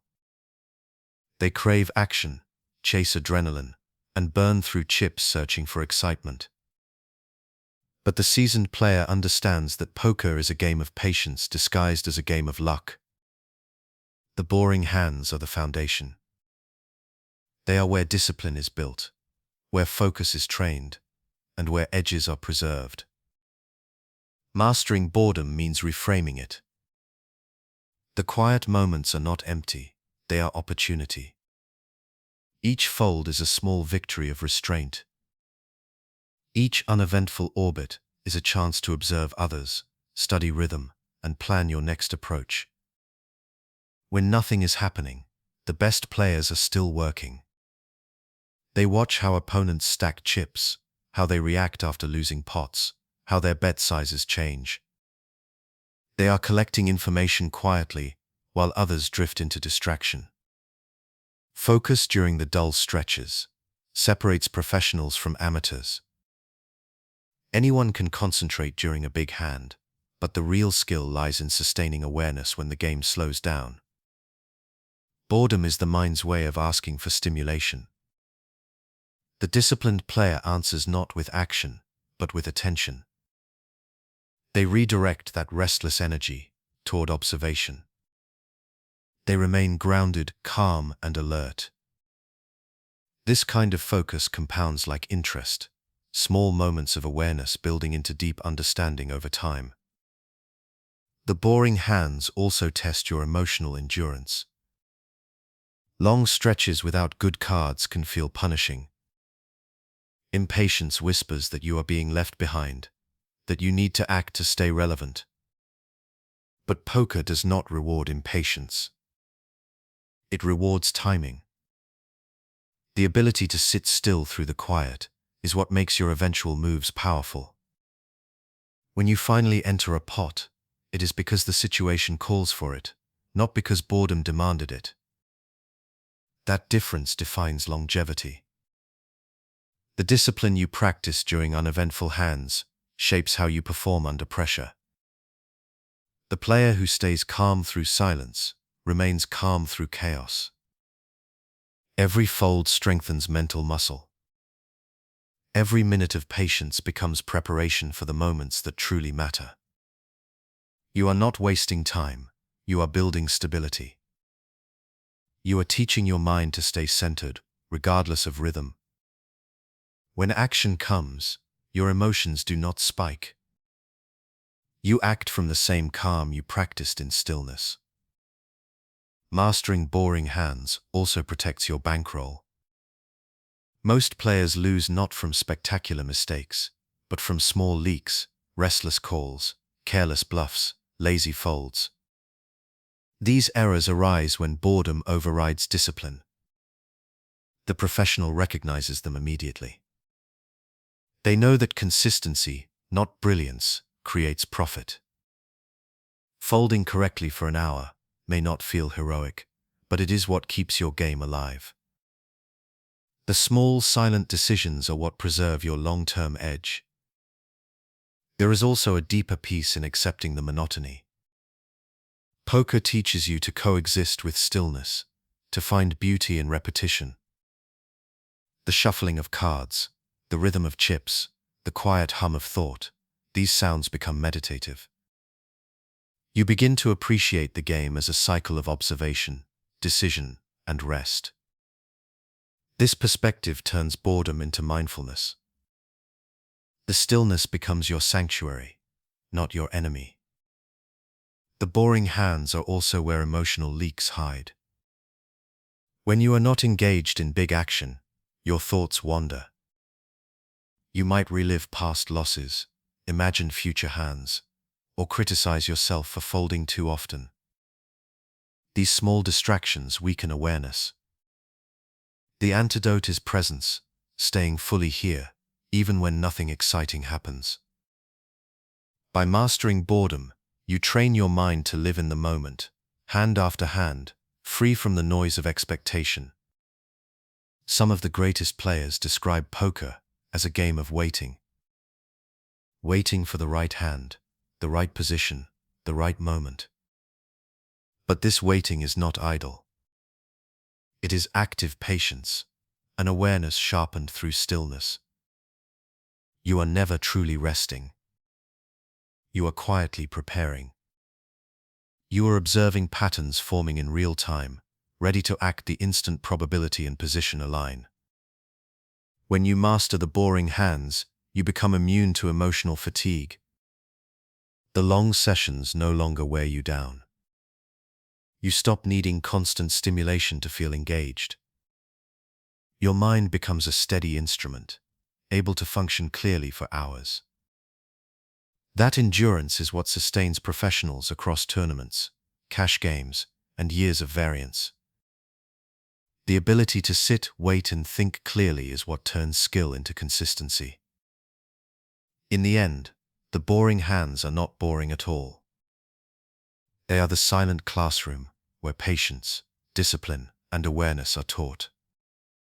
They are the proof that mastery is not about excitement, it is about endurance. The player who can fold 100 hands with the same calmness as they play a final table is the one who truly understands poker.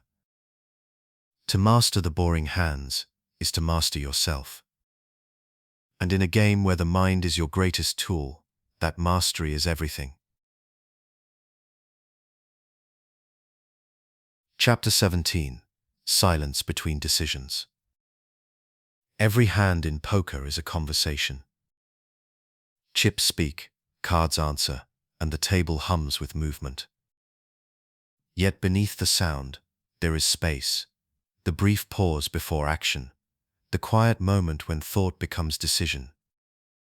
Most players rush through that space without noticing it. But the masters live there. The silence between decisions is where clarity is found. It is where logic and intuition meet, and where the mind has time to breathe. In poker, silence is not absence, it is presence. It is the stillness before motion, the calm between waves. That pause allows your brain to process patterns, recall data, and regulate emotion. When you take even a few seconds to breathe and let silence work, you slow the rhythm of the game to your pace. You stop reacting to others. You start controlling your own timing. The table may be full of noise, but within that noise, your quiet becomes power. Most mistakes in poker come from haste. The urge to act quickly is human.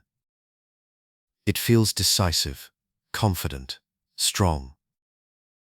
But fast decisions often skip reflection. They let emotion jump ahead of logic. A call made in frustration, a raise made in pride, a fold made in fear, each one steals clarity. The silence between decisions breaks that pattern. It forces the mind to pause, to verify thought before motion. Even a breath or two can turn impulse into precision. This silence also acts as emotional reset. Every hand carries traces of the last frustration, excitement, regret, or confidence. Without pause, those emotions leak into your next decision. You carry the past forward unconsciously, letting old noise distort new logic. But when you pause, truly pause, you separate moments cleanly. Each decision becomes fresh, untouched by memory. Silence wipes the mental slate clean, so you can see clearly again. The best players use this space deliberately. Watch them in deep focus. The stillness before they act is not hesitation. It is rhythm. They are aligning thought, emotion, and timing. They are ensuring that when they move with full awareness. This is the art of deliberate tempo. They do not play slow to irritate or intimidate. They play slow to ensure every choice carries meaning. This pacing unsettles opponents who rush. The calm creates contrast, and contrast creates control. Silence between decisions is also a sign of respect for the game, for the process, and for yourself. It shows that every choice matters, that you are not playing mechanically. You are present. You are engaged. You understand that poker is not about how many hands you play, but about how well you play the ones that count. This awareness deepens focus and strengthens connection to each decision. You stop acting from habit and start acting from purpose. Over time, you begin to notice that silence feels different, depending on your state of mind. When you are calm, silence feels open and light. When you are tense, it feels heavy and restless. This awareness becomes a mirror of your internal condition. If silence feels uncomfortable, it means emotion is asking for attention. Take that as signal, not punishment. Breathe deeper. Relax your body. Let the noise settle until quiet feels natural again.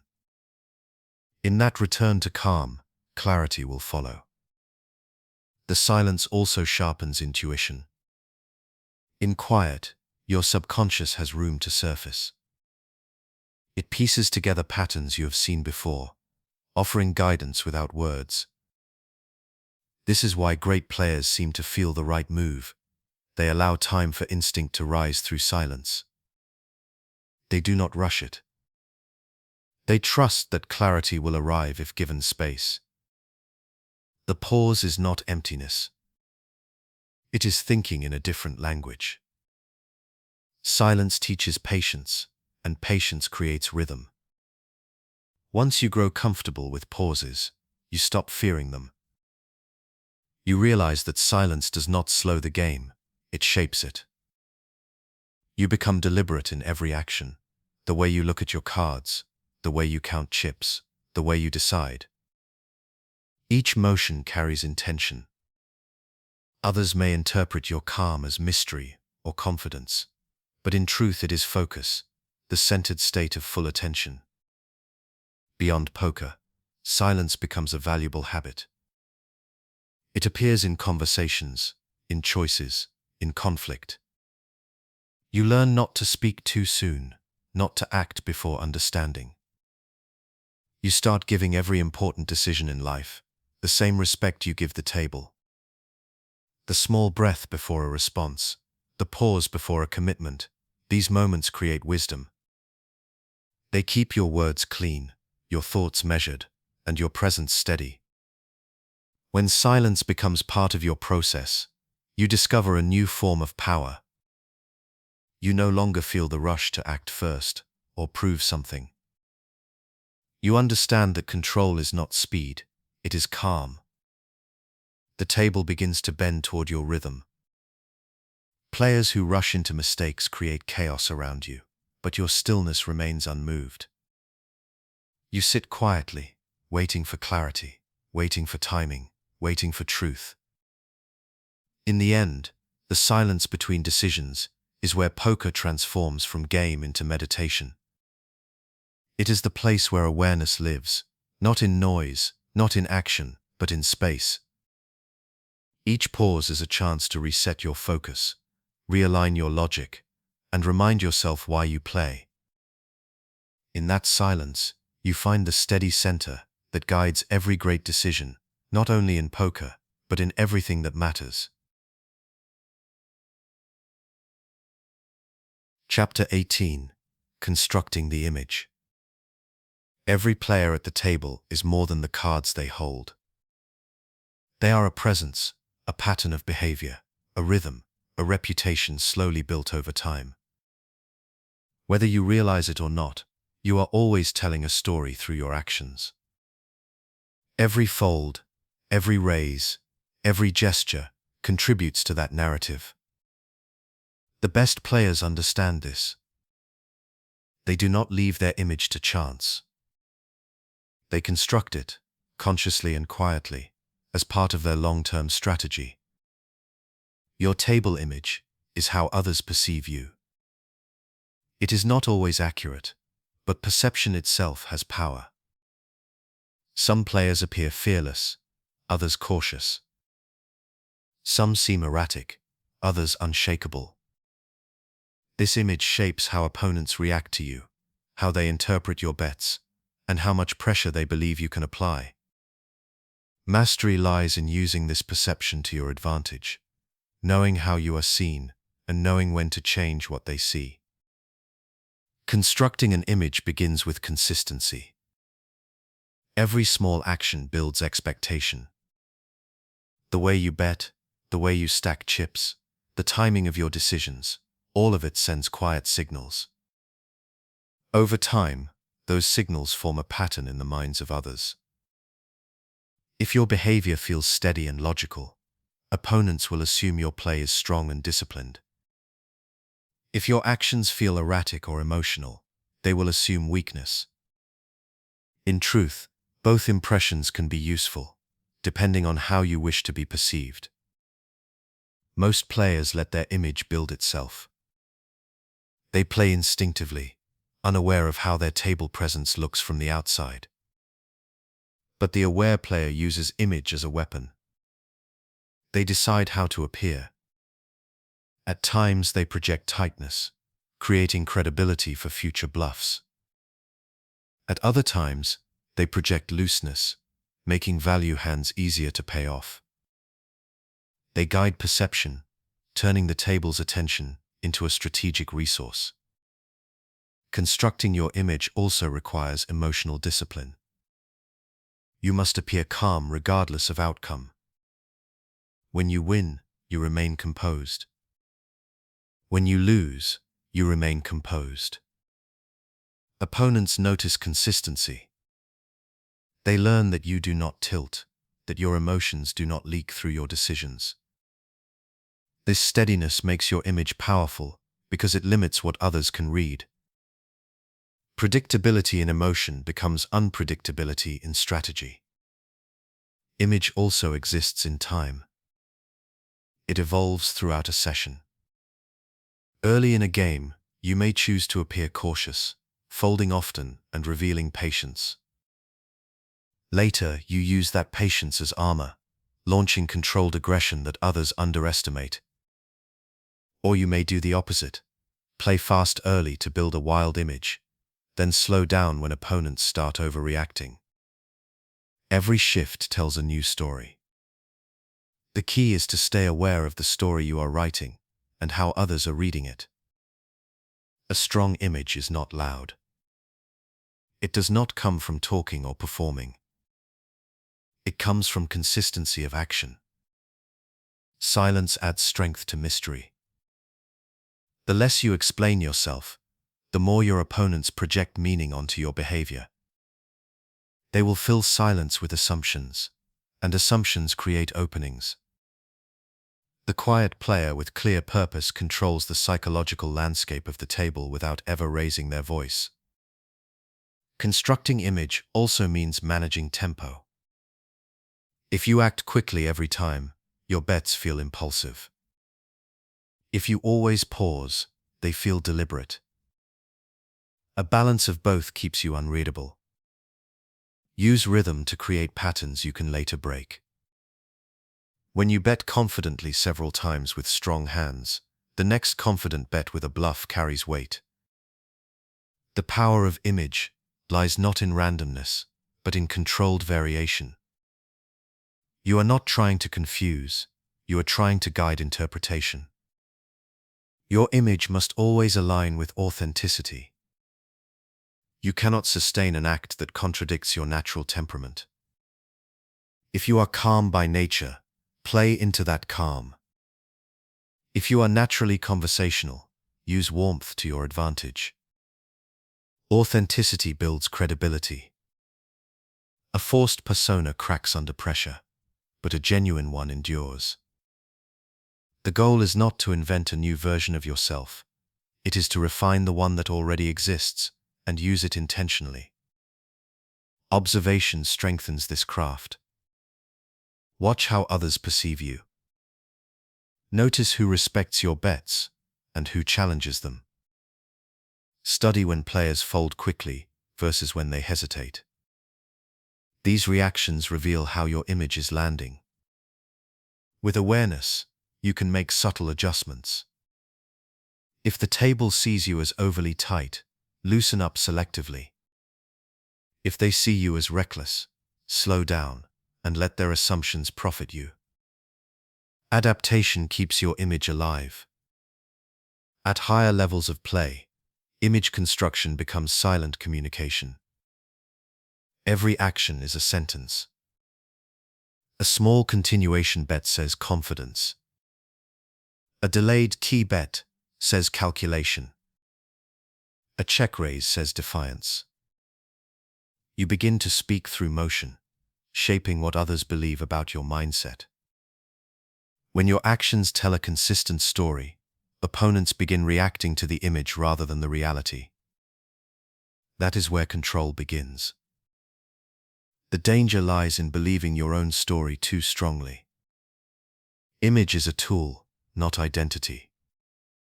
When you attach ego to how you are perceived, you lose flexibility. The goal is not to protect your reputation, it is to use it.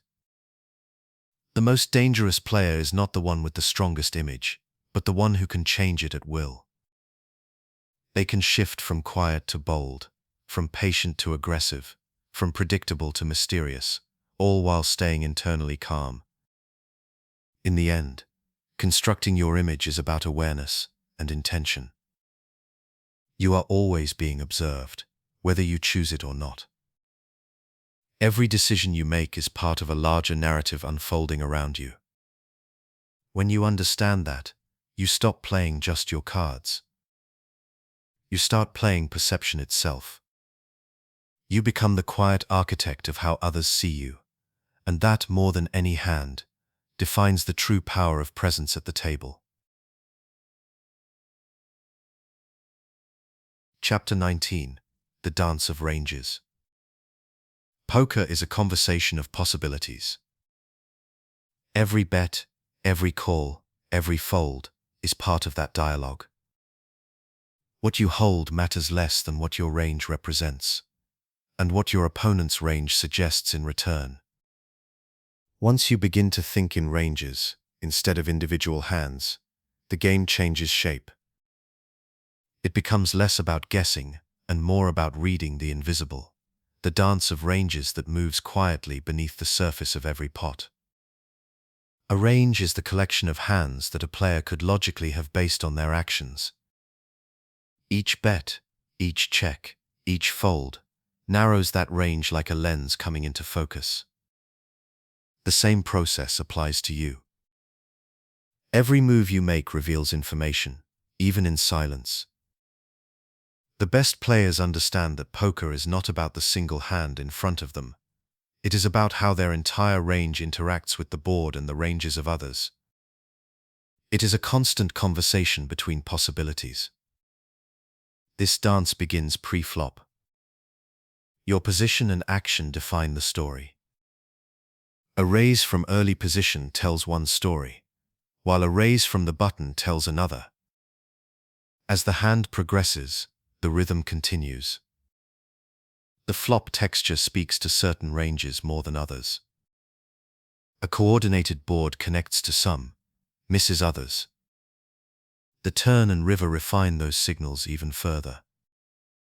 Each street adds rhythm and meaning, like verses in a song.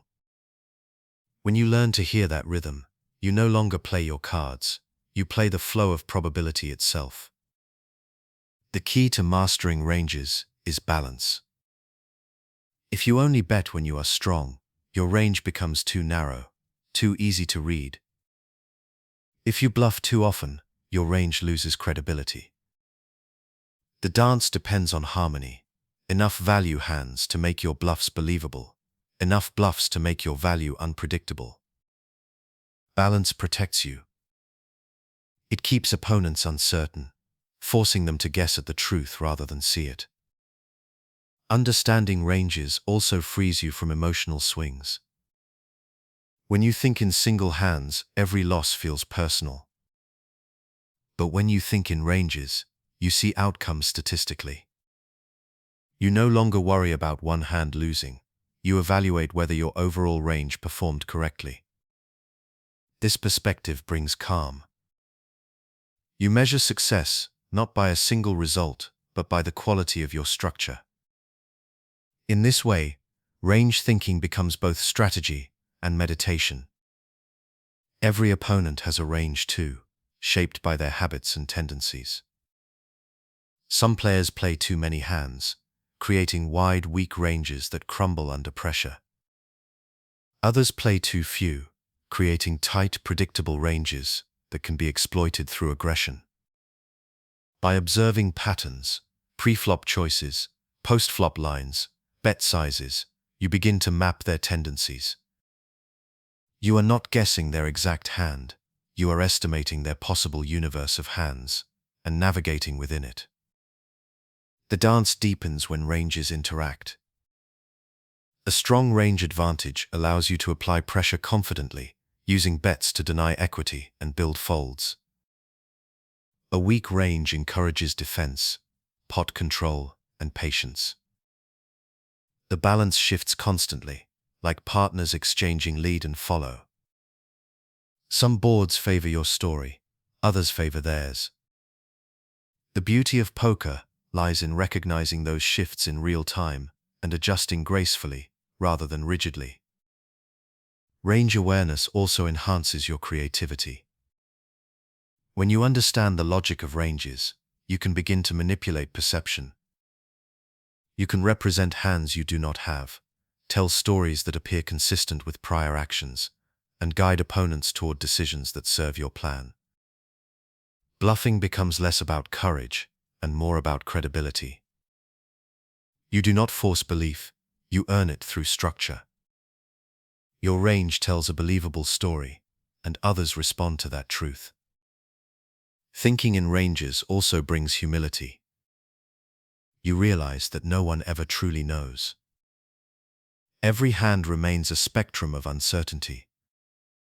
Even the most perfect read is still a probability, not a fact. This acceptance softens the mind.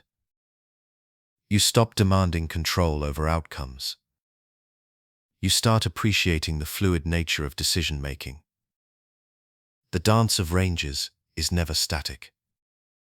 It moves, evolves, and resolves like music.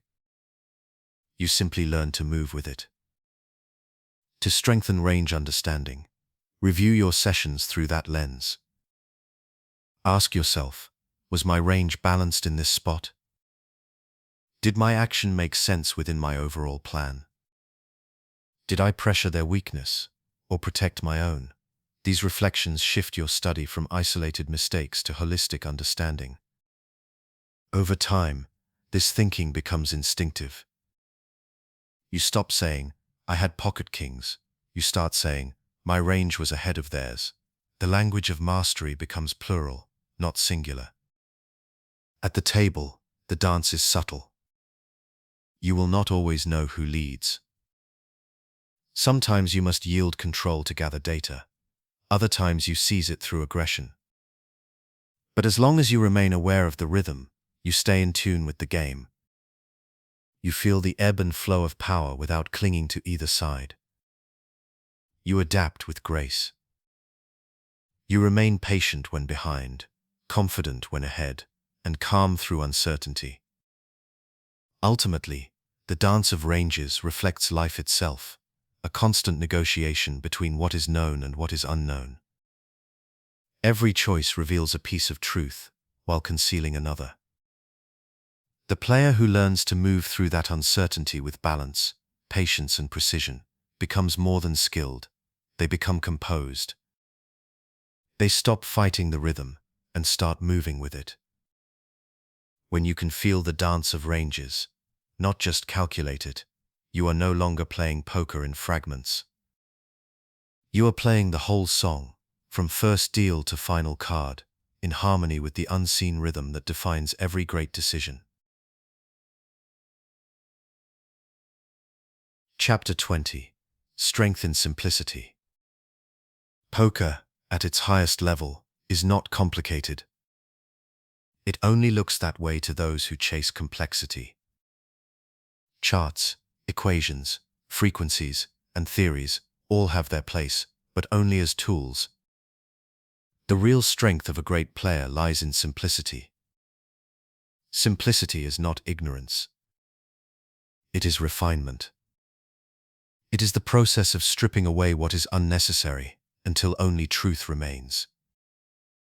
Early in your journey, complexity feels like progress. You study charts, learn advanced terms, and analyze every decision in microscopic detail. The more you learn, the more complicated the game seems. But after enough experience, something changes. You begin to see patterns repeating. You start noticing that every advanced concept leads back to the same few principles: position, patience, awareness, timing, and discipline. Complexity fades into clarity. That is when true understanding begins. Simplicity is strength because it frees the mind. When your process is clear, decisions flow naturally. You no longer overthink every action. You rely on structure, experience, and calm observation. The fewer moving parts you rely on, the less friction you face. Each choice feels smooth, deliberate, and efficient. The goal is not to think less, it is to think cleaner. Great players reach a point where their decisions look effortless. They do not force logic or chase perfect lines. They have learned that poker is not about solving everything. It is about making the best decision possible, with limited information. Once you accept that you cannot control every variable, you begin to focus only on what matters. This surrender to simplicity turns pressure into peace. Simplicity does not mean predictability. It means clarity of purpose. When you bet, you know why. When you fold, you know why. There is no confusion, no lingering doubt. Each action connects to reasoning that feels grounded. This quiet confidence unnerves opponents. While they drown in overanalysis, you move calmly, guided by logic and trust. You are not racing against the game, you are moving with it. To reach simplicity, you must first master complexity. You must learn deeply before you can forget freely. You study theory so that you can later rely on instinct. You memorize structure so that you can later improvise within it. Like a musician who trains for years before learning to play by feel, a poker player studies detail before flowing through it. The path to simplicity always passes through depth. Simplicity also strengthens emotional control. Complicated thought often fuels anxiety. When your mind holds too many variables, you start doubting every conclusion. Simplicity brings peace. You focus only on key signals: position, ranges, tendencies, and pot size. When emotions rise, you return to those anchors. They remind you that every situation, no matter how complex, can be broken into parts that make sense. This focus turns chaos into calm. The same principle applies to life away from the table. The simpler your priorities, the steadier your peace. Complexity breeds confusion. Simplicity invites presence. When you reduce distraction, your awareness sharpens. The same patience that keeps you centered in poker can keep you calm in conversation, in work, in relationships. The clarity you practice at the table ripples outward into everything you do. Simplicity also protects against ego. Many players use complexity to feel intelligent. They build systems so intricate that they lose sight of what actually works. They explain every mistake as variance, every loss as misfortune, never questioning their own cluttered approach. But simplicity leaves no room for hiding.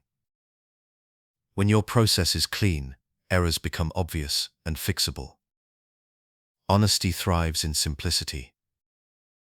There is nowhere to hide but within truth.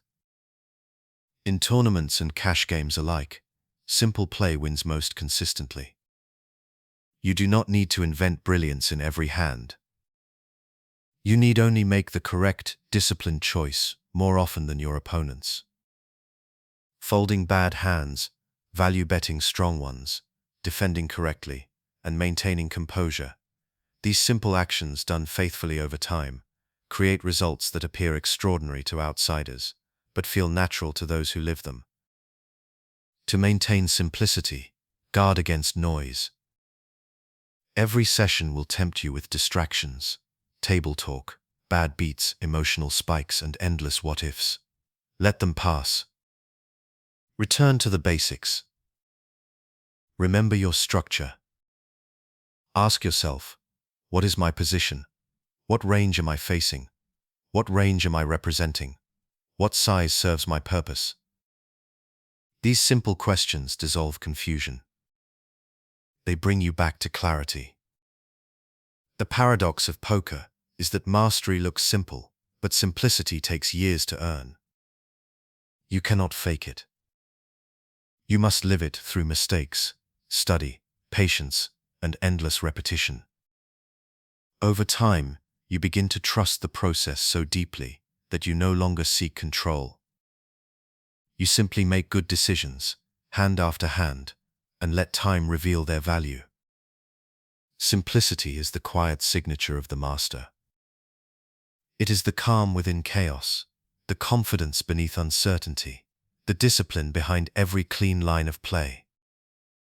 The player who has nothing to prove, nothing to force, and nothing to chase becomes untouchable. They play not to impress, but to express understanding. Their actions flow like water, smooth, balanced, and clear. In the end, strength in simplicity means returning home to what has always been true. Poker is not about cleverness. It is about patience, awareness, and courage. The great ones never forget this. They do not complicate the game. They illuminate it. They remind us that underneath all theory and variance lies something simple. A moment, a choice, a breath of calm clarity before the next decision. Chapter 21. Confidence without arrogance. Confidence is the quiet strength that allows you to act without hesitation. It is the calm belief that your preparation, discipline, and awareness will carry you through uncertainty. Without confidence, poker becomes fear. Every bet feels risky. Every call feels doubtful. But confidence, when left unchecked, can become arrogance. It can blind you to danger, dull your curiosity, and push you into mistakes you no longer notice. The art lies in balance, confidence without arrogance. True confidence is earned, not declared. It grows through study, reflection, and endurance. It is built one hand at a time, not from the hands you win, but from the way you recover from the ones you lose. Confidence lives quietly in consistency. It does not need to announce itself. It simply shows up each session, calm and steady, unshaken by variance. You know what you know, and you know what you still have to learn. That awareness is strength. Arrogance, on the other hand, is confidence without humility. It pretends to know everything. It seeks validation through dominance. It demands recognition rather than understanding. Arrogance feels powerful in the moment, but it is brittle. It breaks under pressure. When you stop questioning your decisions, when you stop reviewing mistakes, when you start assuming you are always ahead, arrogance has already taken root. And in poker, arrogance is punished swiftly and without mercy. Confidence begins with preparation. The more you study, the more natural your decisions feel. You no longer second-guess simple spots because your foundation is strong. You can act calmly in complex moments because you trust your structure. Confidence is not bravado, it is familiarity. You have walked through these situations before. You have trained for them. You understand the logic behind your play. This quiet certainty keeps your emotions from swaying with every outcome. Confidence also lives in presence. It allows you to focus entirely on the current hand, without dragging fear or pride into it. You no longer chase redemption from a past loss or anticipate glory from a future win. You play the present moment as it is. This mental stillness is where confidence breathes freely. It does not need protection from the ego because it has nothing to prove. The result will be whatever it must be. Your focus is on process, not validation.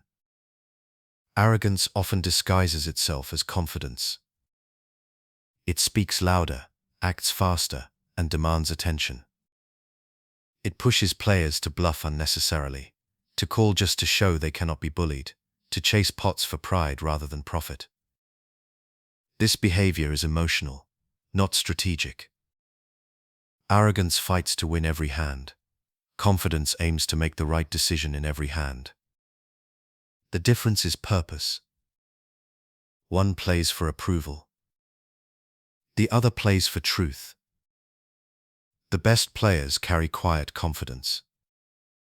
You see it in their posture, their breathing, their steadiness under pressure. They do not gloat after winning or sulk after losing. Their demeanor stays level because their confidence is internal. It is not dependent on validation from others. They trust themselves without needing to prove it. This stability unnerves opponents, who rely on reaction and drama. Calmness, not volume, becomes the most intimidating form of strength. Confidence without arrogance also means humility in learning. You never reach a point where the game stops teaching you. Even the greatest players continue to study, analyze, and adapt. Confidence says, I am strong. Humility adds, but I can still grow. This combination creates evolution. Arrogance, however, stops listening. It assumes the lesson is over. And in poker as in life, the moment you stop learning, the game begins teaching you through loss. Confidence also invites patience. When you believe in your process, you no longer chase quick results. You stop forcing action out of insecurity. You wait for timing, position, and clarity to align. Arrogance rushes. Confidence waits. The difference in tempo often decides who thrives in long sessions. The confident player's calm rhythm wears down the arrogant one's impulsive energy over time. The game rewards the quiet, not the loud. To maintain this balance, practice reflection. After every session, review not only your technical play, but your mindset. Were your decisions grounded in awareness or emotion? Did confidence guide your reasoning, or did pride? This simple awareness keeps ego in check. You do not need to punish yourself for arrogance. You simply need to notice it. Awareness dissolves ego faster than self-criticism ever could. Confidence without arrogance also builds respect for the game, for opponents, and for variance itself. You understand that everyone at the table is on their own path of learning. You do not mock mistakes, you study them. You do not celebrate others' losses, you learn from their reactions. This quiet respect keeps your focus inward. It reminds you that your only real opponent is yourself. Eventually, confidence becomes peace. You stop fearing outcomes. You stop needing validation. You trust the work you have done, the knowledge you have gained, and the balance you have built. You can sit down at any table, against any opponent, and feel centered. Win or lose, you know who you are as a player and as a person. That awareness cannot be shaken by cards, luck, or noise. In the end, confidence without arrogance is self-mastery in motion. It is strength rooted in humility, awareness guided by discipline, and composure untouched by ego. The confident player moves quietly, acts deliberately, and grows endlessly. They play the long game, not for attention, not for pride, but for understanding. That balance, that stillness, that quiet confidence is what defines the complete player. Chapter 22: Learning through others. Poker is often called a solitary game, but it is not learned in isolation. Every hand you play, every opponent you face, and every table you sit at is a lesson. Other players are your mirror, reflecting your strengths, your weaknesses, and your blind spots. To master poker, you must learn not just from books and theory, but from the people who share the felt with you. The path to growth runs through observation, empathy, and humility.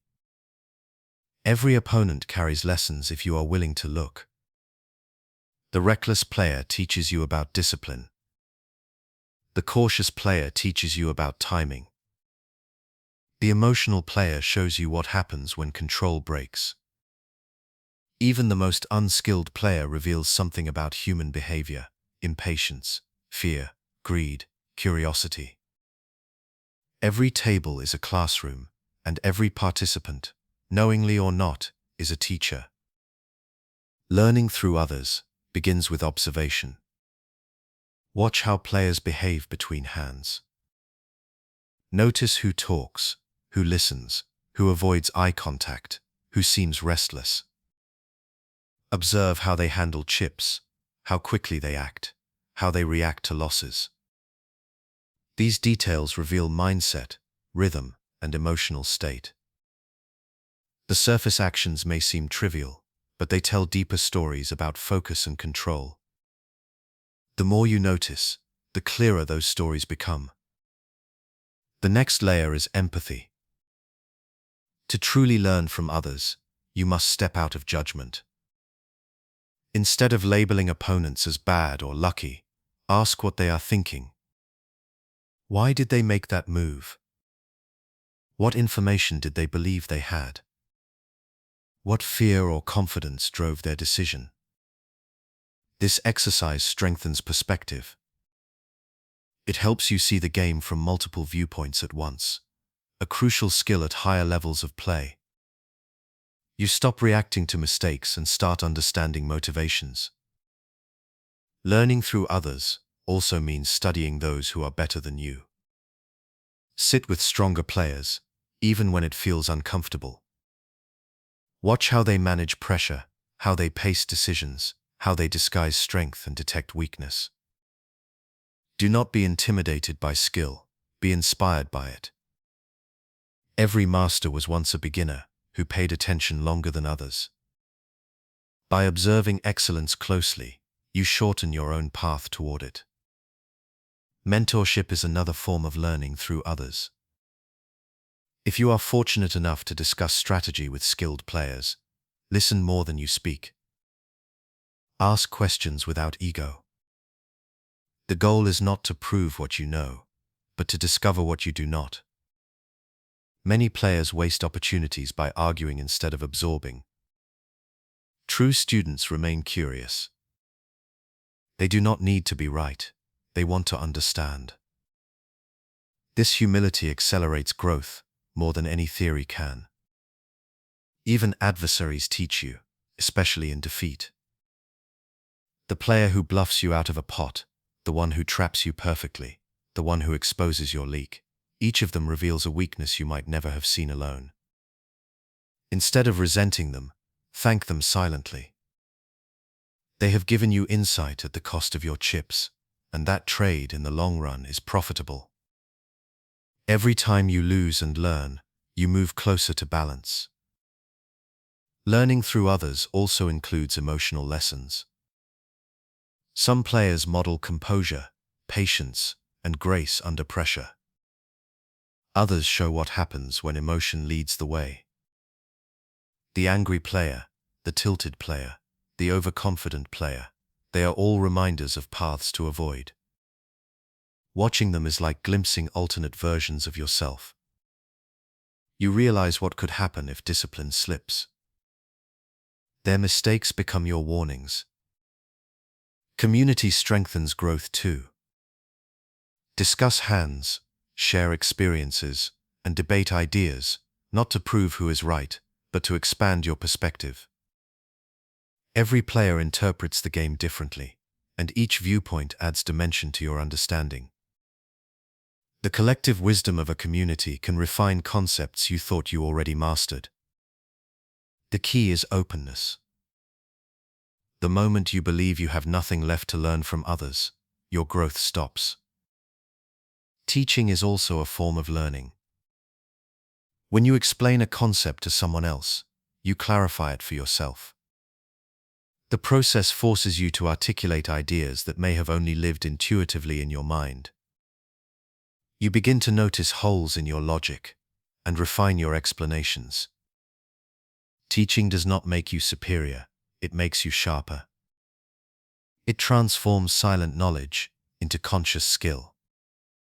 Learning through others extends beyond the poker table. It teaches humility in all interactions. Every person you meet knows something you do not. Every conversation, if listened to carefully, carries wisdom. The same empathy and observation that sharpen your game can deepen your relationships, your patience, and your ability to connect. The habits of awareness built at the table can enrich life far beyond it. Ultimately, learning through others requires balance between openness and independence. You listen deeply, but think critically. You take lessons, but you test them. You respect experience, but you rely on your own judgment. You grow through dialogue but remain grounded in reflection. This dynamic keeps learning alive, flexible, evolving, and honest. In the end, poker is not a journey of isolation. It is a dialogue between minds, an endless exchange of insight and rhythm. Each player contributes to your evolution, whether they know it or not. The game's beauty lies in that quiet network of shared growth, the way we learn through one another's triumphs and mistakes, patience and chaos, silence and expression. When you recognize that truth, every hand becomes more than a contest. It becomes collaboration, a moment of shared learning in the endless pursuit of mastery. Chapter 23: Resilience and Reset. Every poker player faces the storm, the days when nothing works, when good decisions lose, and confidence begins to crack. These moments are inevitable. No amount of preparation can erase them. But how you respond to them defines your future.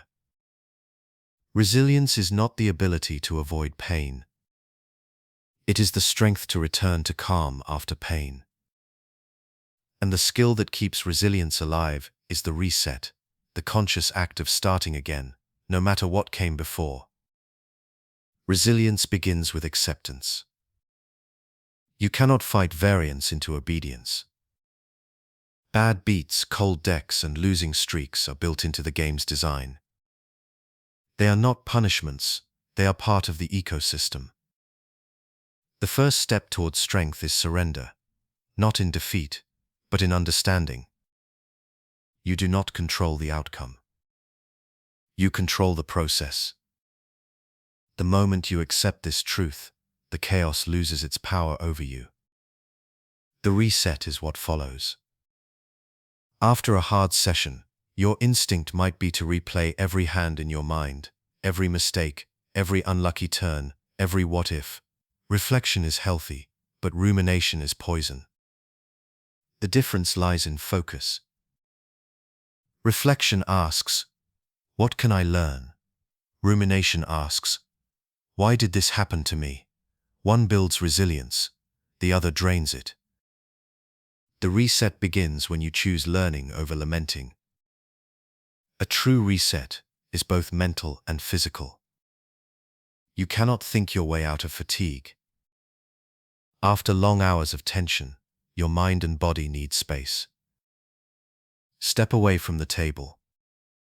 Go outside. Breathe fresh air. Let the noise fade.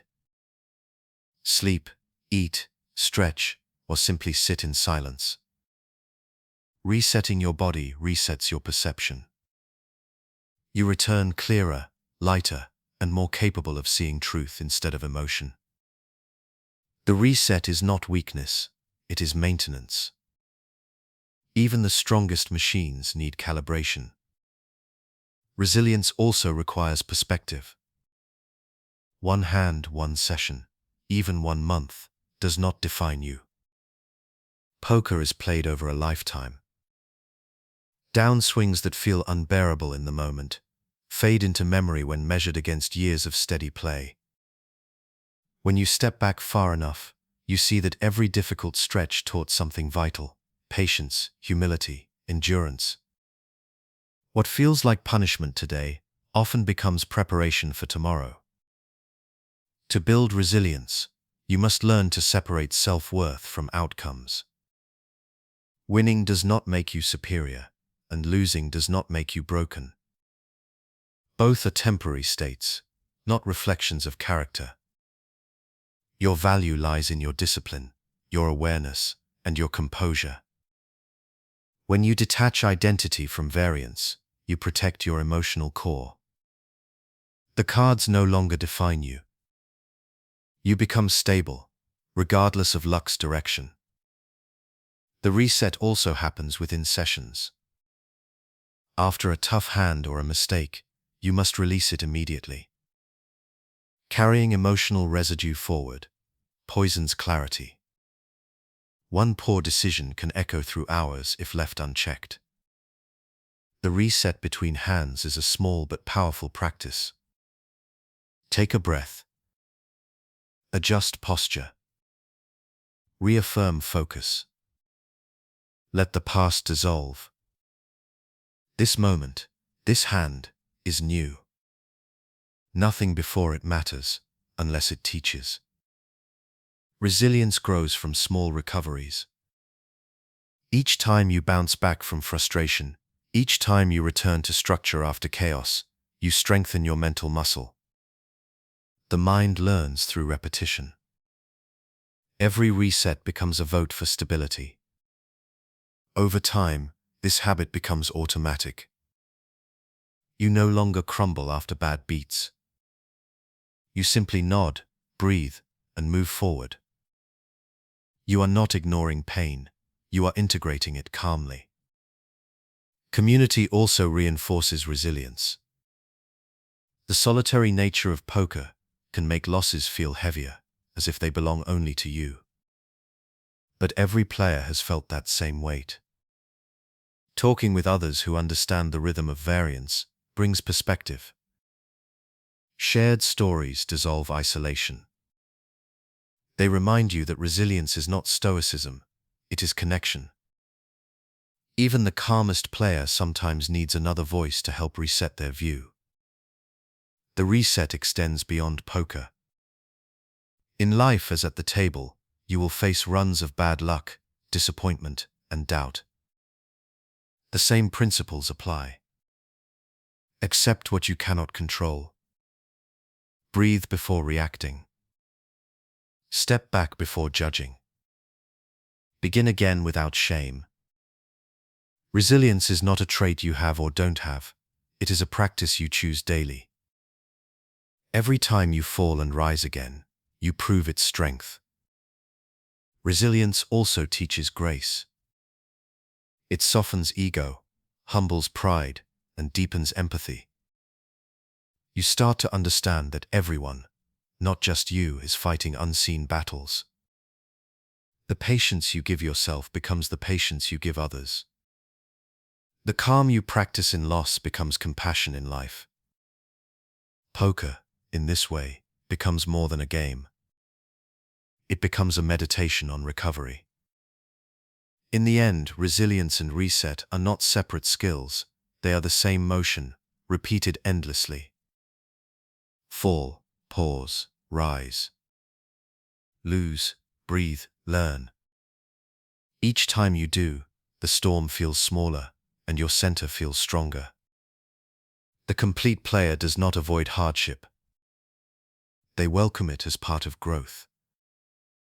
They know that mastery is not perfection, but persistence. When the cards turn cold and the rhythm breaks, you will feel frustration rise. Let it. Then breathe. Reset. Begin again. That single act, the quiet decision to start fresh with clarity and grace, is the truest expression of strength you will ever show at the table. Chapter 24: Energy and Endurance. Poker rewards those who can stay sharp longer than others. It is not only a game of skill and psychology, it is a game of stamina. The longer you play, the more your discipline is tested. Small mistakes made after hours of focus can erase entire sessions of good decisions. Mastery requires not just intelligence, but endurance. You must learn to manage your energy with the same precision you manage your chips. Every player begins a session full of clarity. The mind feels fresh, decisions come easily, and awareness feels sharp. But as hours pass, fatigue begins to whisper. Focus blurs, patience shortens, emotions rise. Without energy control, fatigue becomes your true opponent. It does not attack suddenly. It erodes slowly, quietly, until you find yourself acting from habit instead of logic. Endurance begins with recognizing this process and learning to counter it before it begins. The first step to sustaining energy is awareness of your own limits. No one can maintain peak focus forever. Every brain has a natural rhythm of concentration and rest. Pushing beyond that rhythm too often leads to emotional mistakes. The disciplined player respects this truth. They take short breaks, drink water, move their body, and refresh their mind. Endurance is not about grinding endlessly. It is about recovering effectively. Rest is part of performance. The best players understand that stepping away from the table is not weakness. It is maintenance. Even a short walk resets attention and softens tension. The human brain was not built for constant vigilance. Without renewal, mental clarity fades. The ability to pause, breathe, and reset is what allows long sessions to remain productive instead of destructive. Endurance is the art of continuing without collapsing. Nutrition and physical care also shape mental endurance. A tired body produces a tired mind. Food, hydration, and posture may seem minor compared to strategy, but they are pillars of performance. Skipping meals, ignoring sleep, or sitting rigidly for hours all drain energy. The professional treats their body as part of their toolkit, not for vanity, but for clarity. When your body feels steady, your decisions stay calm. The energy of the room also matters. Poker is emotional electricity. Tension, laughter, frustration, and excitement all move invisibly through the space. If you are not careful, that energy will attach to you. Protect your focus. When the table grows loud or tilted, stay grounded in your breath. Your calm becomes your shield. Emotional energy spreads quickly. Choose which kind you carry. A composed presence silently resets the entire environment around you. Endurance also depends on emotional pacing. Many players burn out by chasing emotional highs. They ride adrenaline after big pots, then crash when luck turns. The steady player regulates emotion like breathing in, out, calm, steady. They never let the heart rate dictate the hand. This evenness keeps energy consistent, conserving mental resources for moments that truly matter. The key is balance, not suppression. Feel emotion, but let it pass without attachment. Mental endurance is built through habit. The more you practice discipline in small ways, posture, breathing, patience, reflection, the stronger your concentration becomes. Just as muscles grow through repetition, focus strengthens through mindful use. The player who practices attention daily can sustain clarity longer and recover faster when distraction strikes. This training happens quietly, hand after hand, session after session. Endurance is also perspective. When you stop viewing poker as a short-term battle and begin seeing it as a lifelong practice, fatigue loses much of its power. You no longer chase results, you preserve rhythm. You start valuing longevity over momentum. You rest not because you are tired, but because you want to return stronger. The goal shifts from playing endlessly to playing intentionally. That shift turns exhaustion into sustainability. Managing energy also means managing when to quit. The disciplined player knows when the mind is no longer sharp. They recognize when decision-making quality has dropped below their standard. Walking away at the right time saves both chips and confidence. There is strength in knowing when to stop, not out of defeat, but out of respect for the process. Endurance is not infinite output, it is smart conservation. Outside the table, lifestyle supports endurance. Regular sleep, movement, and mindfulness training expand capacity for focus. Meditation, in particular, strengthens the ability to return attention to the present moment after distraction. Over time, your awareness becomes more durable. The swings of energy, emotion, and outcome feel smaller. You move through them smoothly, never draining yourself chasing what cannot be caught. In long tournaments or extended sessions, endurance becomes your edge. Others fade as hours stretch on, their posture slouching, their decisions slowing, their emotions leaking. You remain clear. You still breathe evenly. Your focus does not tire because you have trained it. You win not by force, but by stability. You outlast chaos through calmness. In the end, energy and endurance are not about endless effort. They are about sustainable rhythm, knowing when to push, when to pause, and when to reset. The complete player moves through the game like a long-distance runner, steady, deliberate, and always in tune with their breathing. They understand that poker, like life, is not won in bursts of brilliance, but through consistent clarity over time. When your energy remains calm and your focus remains kind, you stop fighting fatigue. You flow with it, rising and falling naturally. The session becomes peaceful, even in its length. Your endurance becomes invisible, like the breath, always there, always steady, always guiding you quietly toward mastery. Chapter 25. Grace in Victory. Every player learns how to lose. Fewer learn how to win. Victory seems easy to handle, yet it tests character just as deeply as defeat. Winning brings emotion, excitement, relief, pride, and each of these can quietly disrupt clarity. True mastery is not only measured by how you endure loss, but by how you carry success. Grace in victory is the ability to win without distortion, to stay balanced when fortune finally turns your way. When you win, emotion rises naturally. Adrenaline pulses through your body. The satisfaction of good play, the validation of discipline, the rhythm of success, they all combine into a quiet rush. It feels good, as it should. But in that rush hides danger. The mind wants to hold on to the feeling, to chase it again, to protect it at all costs.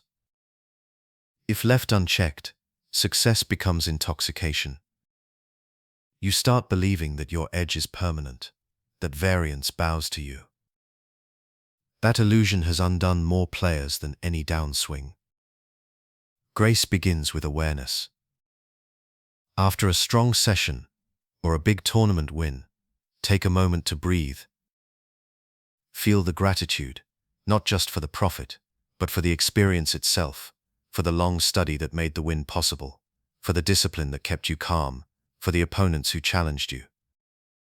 Gratitude keeps ego from growing. It reminds you that victory is not ownership. It is participation, the temporary alignment of skill and fortune. Winning gracefully also means humility toward variance. No matter how perfectly you play, luck still walks beside you. The deck does not owe fairness, but it gives opportunity. When you win, it is partly because the probabilities happen to land your way. Recognizing that truth protects you from arrogance. It allows you to celebrate success without illusion. Humility does not lessen victory, it preserves it. Grace also shows in how you treat others. When you win, resist the urge to gloat, explain, or perform. The best players let results speak quietly. They do not rub salt into losses or seek admiration. They understand that today's victory might be tomorrow's lesson. Their demeanor stays steady, kind in success, patient in others' defeat. This quiet respect builds reputation far deeper than any single win. It makes the table a place of dignity instead of ego. After victory, reflection remains essential. Ask yourself not just how you won, but why. Was it discipline, timing, adaptation, or patience? Which habits carried you? Which moments tested you? Each win carries data, just as each loss does. Grace means learning even when things go well. Many players only review mistakes. The wise review triumphs too, because success can hide weaknesses under the glow of confidence. Emotional reset is just as vital after victory as after defeat. The highs can cloud judgment just as easily as the lows. When you walk away from a winning session, leave the table clean.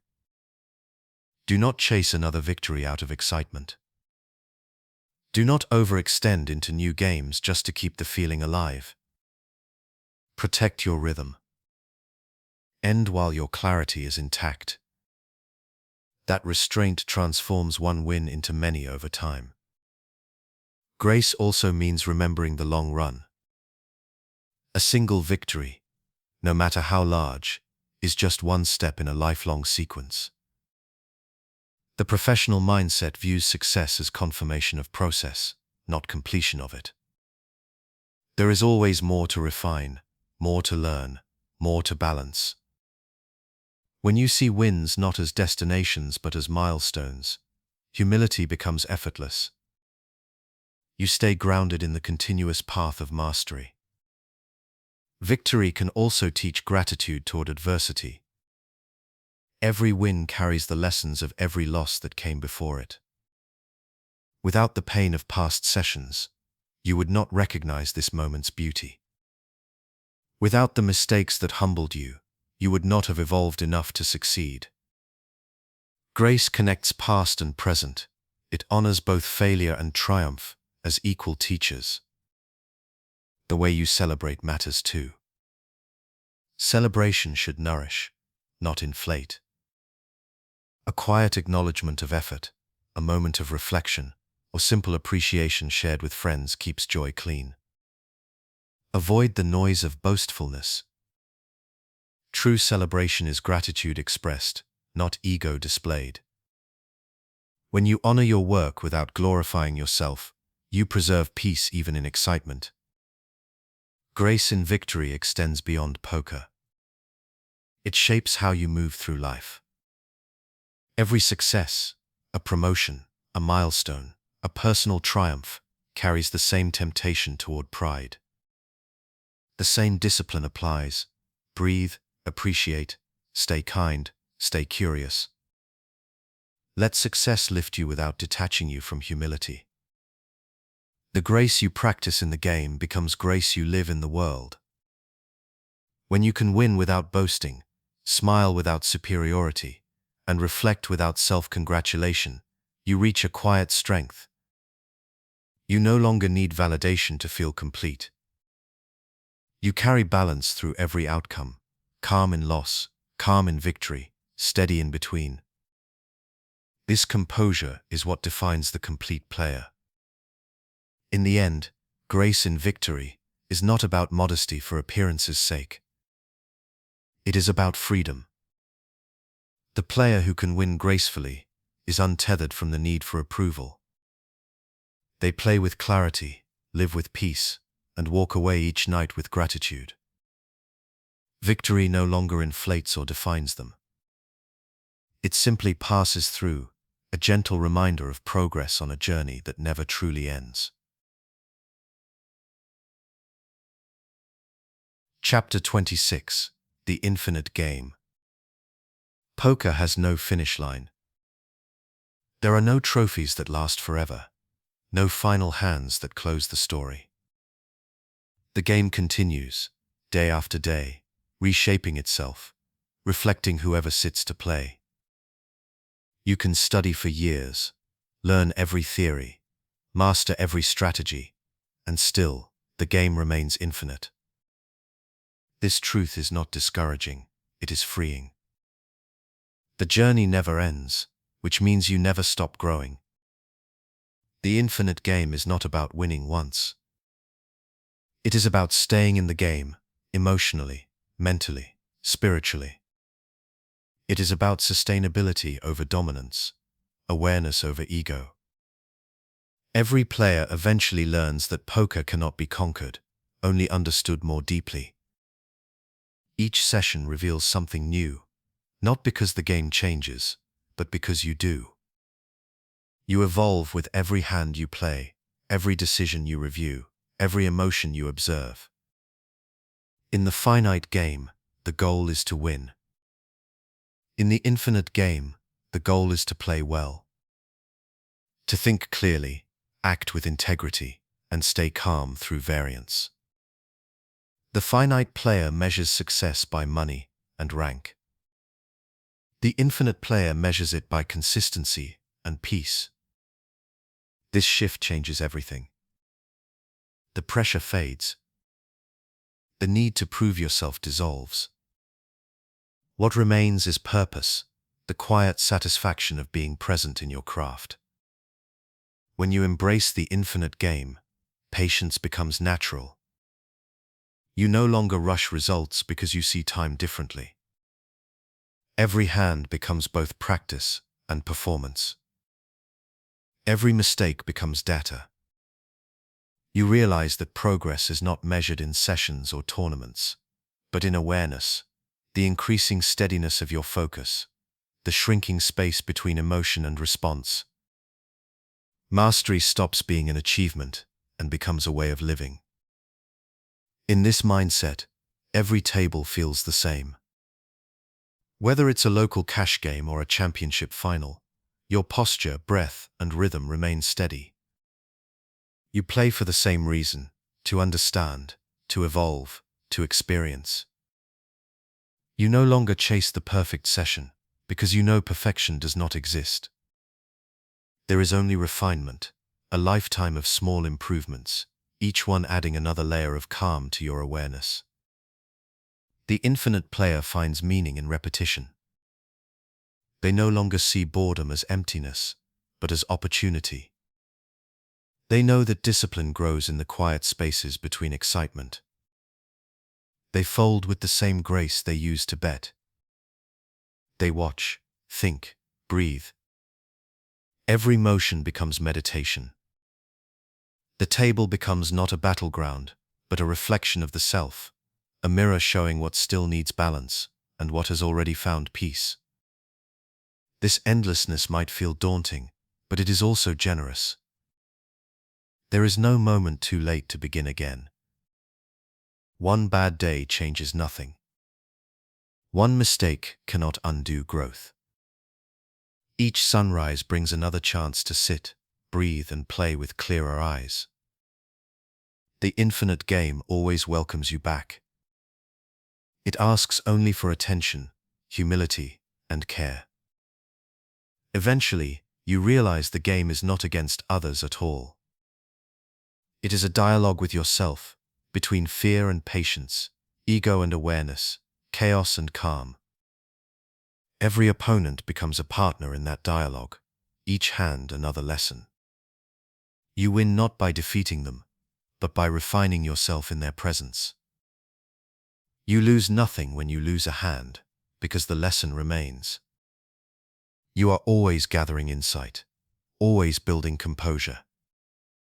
The infinite mindset also brings peace away from the table. You start to see life through the same lens, not as a race, but as rhythm. Wins and losses, joys and setbacks, they come and go like hands in a session. You stop clinging to either. You learn to show up, to do your best, to stay calm in the flow of chance. You begin to understand that mastery of poker and mastery of life are the same pursuit, awareness without attachment. The beauty of the infinite game is that it removes finality. You cannot fail because there is no end. You cannot fall behind because there is nowhere to reach. You can only keep walking the path, hand after hand, breath after breath, refining your craft and your calm. You grow at your own pace. You begin to love the process for its own sake. In time, the infinite player finds peace in the smallest gestures, stacking chips quietly, watching the dealer's hands, hearing the soft shuffle of cards. The noise of victory fades. The meaning of loss softens. What remains is presence, pure, clear, and still. You play not to escape life, but to understand it more deeply. The cards become meditation. The table becomes a mirror. The game becomes your teacher. And in that quiet space where the ego dissolves, where every hand is both beginning and continuation, you finally understand what mastery truly is. It is not the absence of mistakes. It is the awareness that continues through them. It is not dominance over the game, but harmony with it. To play with peace, to think with clarity, to act with kindness, that is the end that never ends. Poker will continue long after you fold your final hand. The rhythm will go on, endless and beautiful. But in every player who has found stillness in the noise, awareness in the risk, and grace in the motion, the infinite game lives on. It is the game that never ends, and the one that makes you whole.